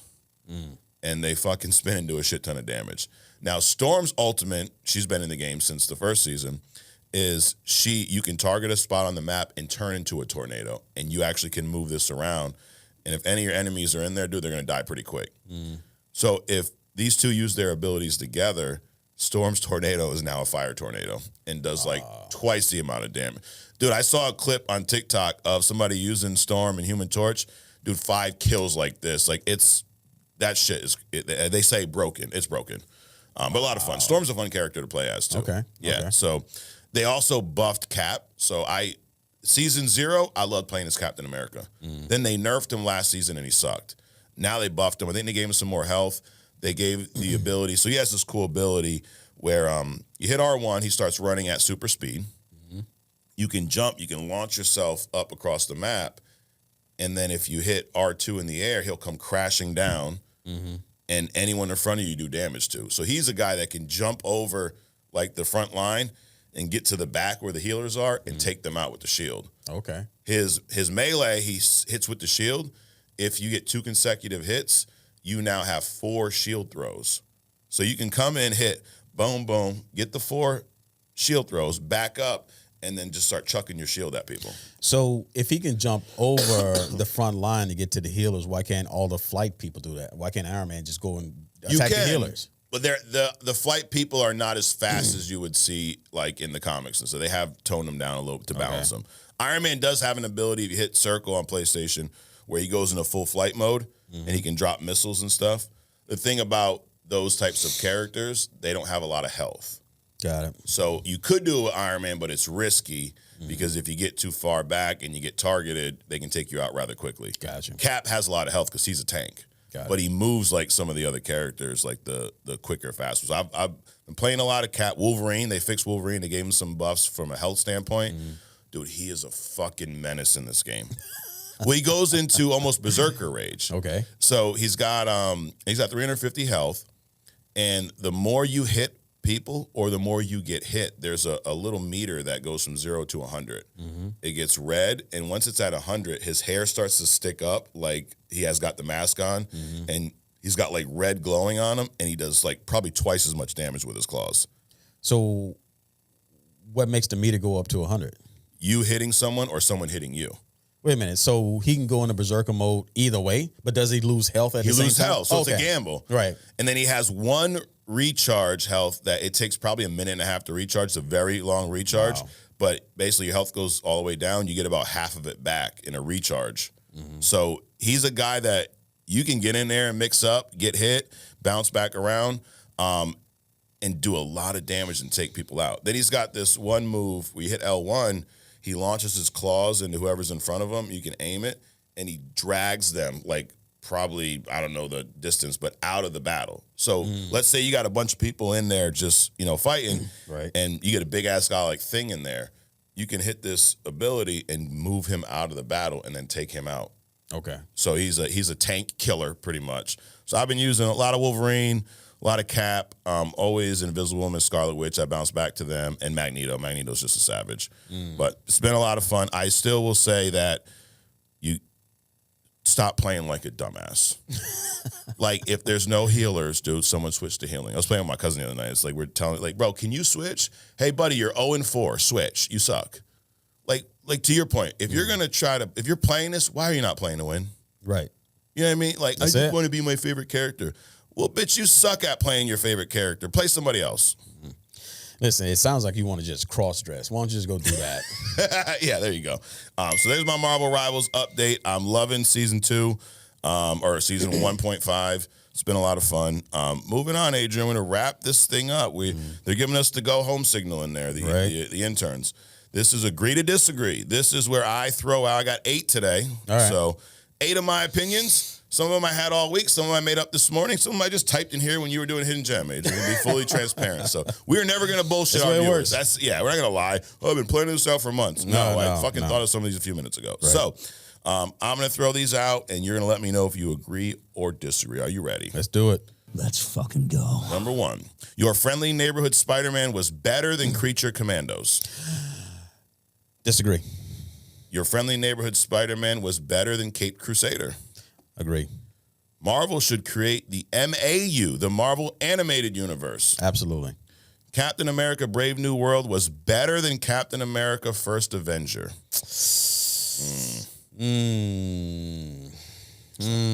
are hard questions. Yeah, because I would say disagree. Okay. Captain America Brave New World was better than Wakanda Forever. Yes. We saw the right amount of Red Hulk in Captain America Brave New World. Agree. So there's been a lot of people, we needed more Red Hulk. That's what was wrong with the movie. No, it wasn't a Red Hulk movie. No. And I think those characters, like a Hulk, in doses are better. Absolutely. Absolutely. You can't have a full movie unless you have what is it, World War Hulk or something? Yeah. I mean, he's got to be off-world. Correct. He's got to be. There has to be some dynamic where he can hold his own. He's a raving fucking lunatic. Absolutely. I mean, you can't sustain that for 2 hours. Nope, absolutely not. If you go back to The Incredible Hulk, as much as that's not a perfect movie, I don't know if you remember, but the first half of the movie, you barely see the Hulk. Exactly. Like, you see him in shadow, and he doesn't even transform to the Hulk for a very long time. And it's just the third act when they're fighting in Harlem is where you see the full-blown Hulk, but that was a Hulk movie. Right. This was a Captain America movie. Yep. I thought it was perfect, the amount of Hulk in there. Number 7, Sam Wilson should not take the Super Soldier Serum. Disagree. And last but not least, everybody watching should join the YouTube membership, become a member of the Legion of Interns, and get access to other stuff, the other podcasts we do. Absolutely agree. Yeah, so go there right now. Sign up if you're watching, If you love us, if you hate us, whatever. Dude. Right. Well, Adrian, it's been a fun show, fun with Mike and Adrian. That's it. The good news is, though, you don't have to wait till next week to see us again. Because on Wednesday, we'll be dropping other stuff for all of our Legion of Interns, and you can still sign up, dude. Membership's still open. So appreciate got almost 30 guys in there after the first couple weeks. So appreciate all y'all joining us there. Adrian, thanks for coming out. Absolutely. And we will see you guys next week here on Only Comics, or we'll see you in a couple days on other stuff. Appreciate y'all checking in. Hit subscribe. Share this if you haven't already. And we'll see you soon. There you go.